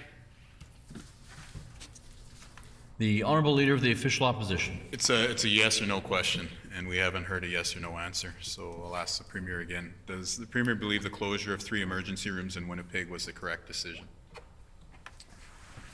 The Honourable First Minister. I think it's not a yes or no question, Mr. Chair, and I believe that any question needs to have context put to it. I've already put that context on the record with respect to that. I think that there are ways that we can improve our system based on what we have learned over the years, and we will continue to improve the system moving forward. The Honourable Leader of the Official Opposition. Okay, I'll reformulate it as a yes or no question. Does the Premier believe that closing 3 emergency rooms in Winnipeg was the correct decision, yes or no? The Honourable First Minister. And respectfully, I believe I've already answered that question. The Honourable Leader of the Official Opposition. Thanks, Mr. Chair. So I just want to ask further questions about Brian Pallister's plan for healthcare. Again, Brian Pallister announced this as the Clinical and Preventative Services Plan.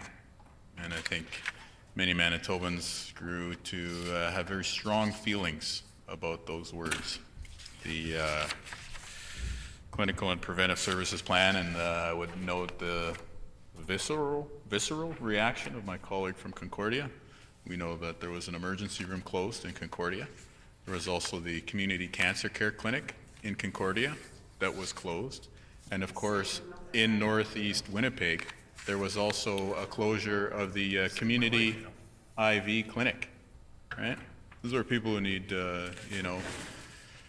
access to treatment for chronic conditions, in some cases life-saving treatment, counted on in their communities. And so that term, Clinical and Preventive Services Plan, the Brian Pallister Plan for healthcare. Anyway, I would note that on this Manitoba government news release dated March 29th, 2023, last week, talking about a announcement that the Premier was a part of, along with the current Minister of Health, that they use the same term, that the announcement they're a part of last week was part and parcel of Manitoba's Clinical and Preventive Services Plan. So, I mean, it's right here in black and white, it's very clear. But I would just like the Premier to confirm on the record that she is continuing to implement Brian Pallister's plan for healthcare. Can she confirm that for this committee today?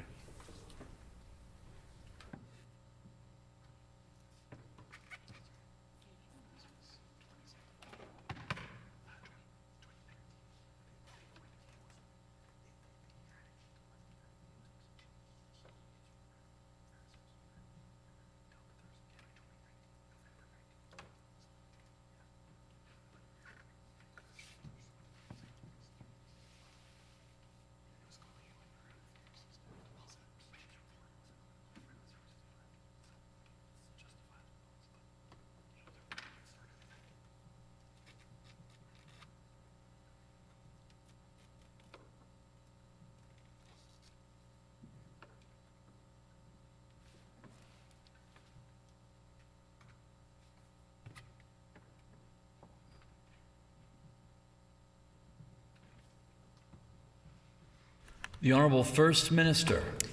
Well, I think it's important to note exactly what the announcement was that we made back in Brandon last week.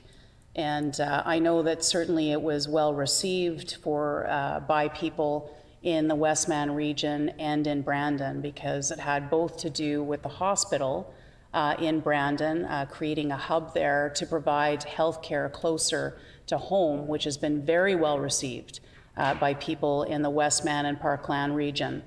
It offers 30 additional medicine beds, a new 16-bed intensive care unit, up from the current 9, with additional staffed adult beds to meet the increasing demands of the health region and province, and an expanded neonatal intensive care unit So those are all positive things for the Brandon Hospital. Those investments are being made so that individuals can get the health care they need closer to home rather than having to come into Winnipeg to get those procedures. And also, as part of that, was a significant investment in cancer care, in Western Manitoba cancer care. An additional exam, procedure room, and treatment spaces, a new medical linear accelerator commonly used for delivering external beam radiation treatments to patients with cancer, and the Center for Hope, which was a significant thing. That was also a contribution partly by the late Paul Albrechtsen and his foundation that gave $3.5 million towards this. So that's how, when we partner with community philanthropists, this is what we can do for communities. So a Center of Hope that will provide supportive care services to Western Manitoba patients and families for all cancers, providing a continuum of care that starts at the point of diagnosis and includes education, services, and programming throughout a patient's cancer journey. So again, Dr. Sri Navaratnam was there as well, the president and CEO of Cancer Care Manitoba, and spoke very highly of this project. It was a $135 million project in its entirety, and will make significant make a significant difference for people in the Westman and Parkland regions. What that means is that they will have the access to those healthcare services closer to home rather than having to come into Winnipeg. So we believe that that's a positive thing. It's disappointing to hear that the Leader of the Opposition does not believe that that's a positive thing. We think it is, and so do the people of the Westman region. The Honourable Leader of the Official Opposition. Does the Premier believe it was right to close cancer care clinics at Seven Oaks and Concordia?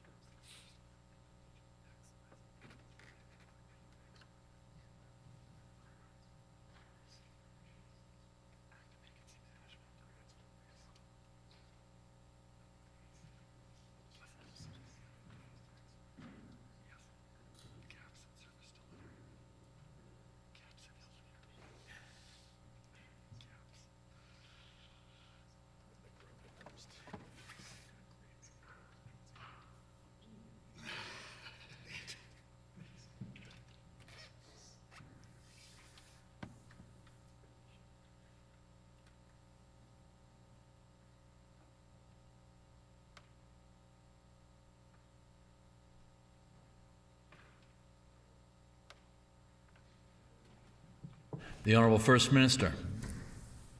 Thank you very much, Mr. Chair. And certainly, this is my heart goes out to every Manitoban who has been touched by either themselves, who have had to go through cancer, or a loved one, or a neighbor or friend.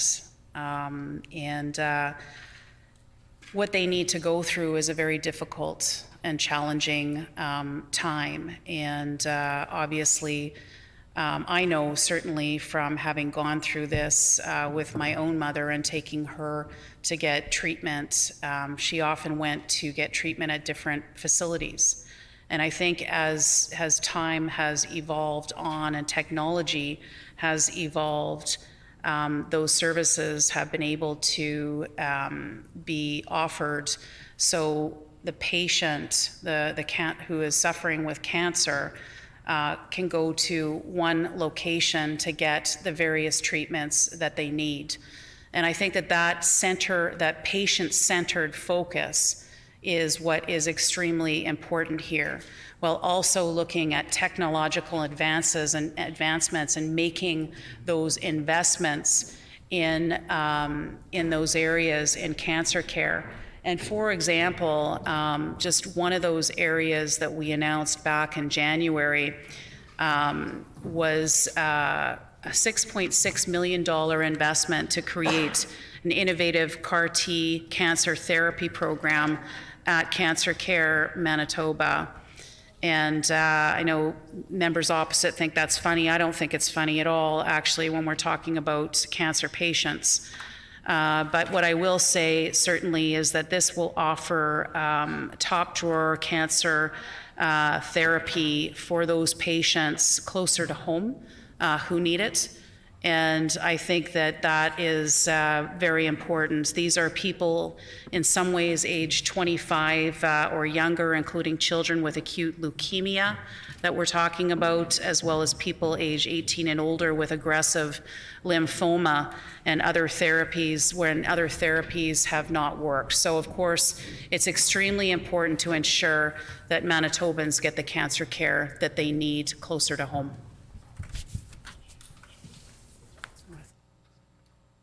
The Honourable Leader of the Official Opposition. I just want to say before the House rises that cutting cancer care was wrong. Cutting cancer care under the PCs was a mistake. The hour being 5 p.m. Committee rise. Call on the Speaker.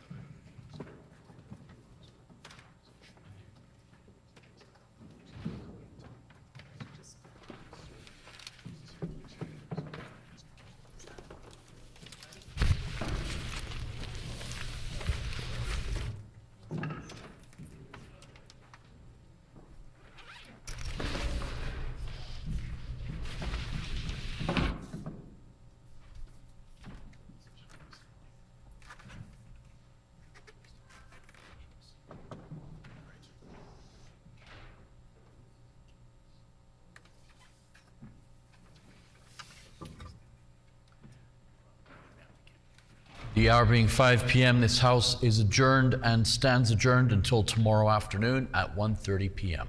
Have a good evening, everybody.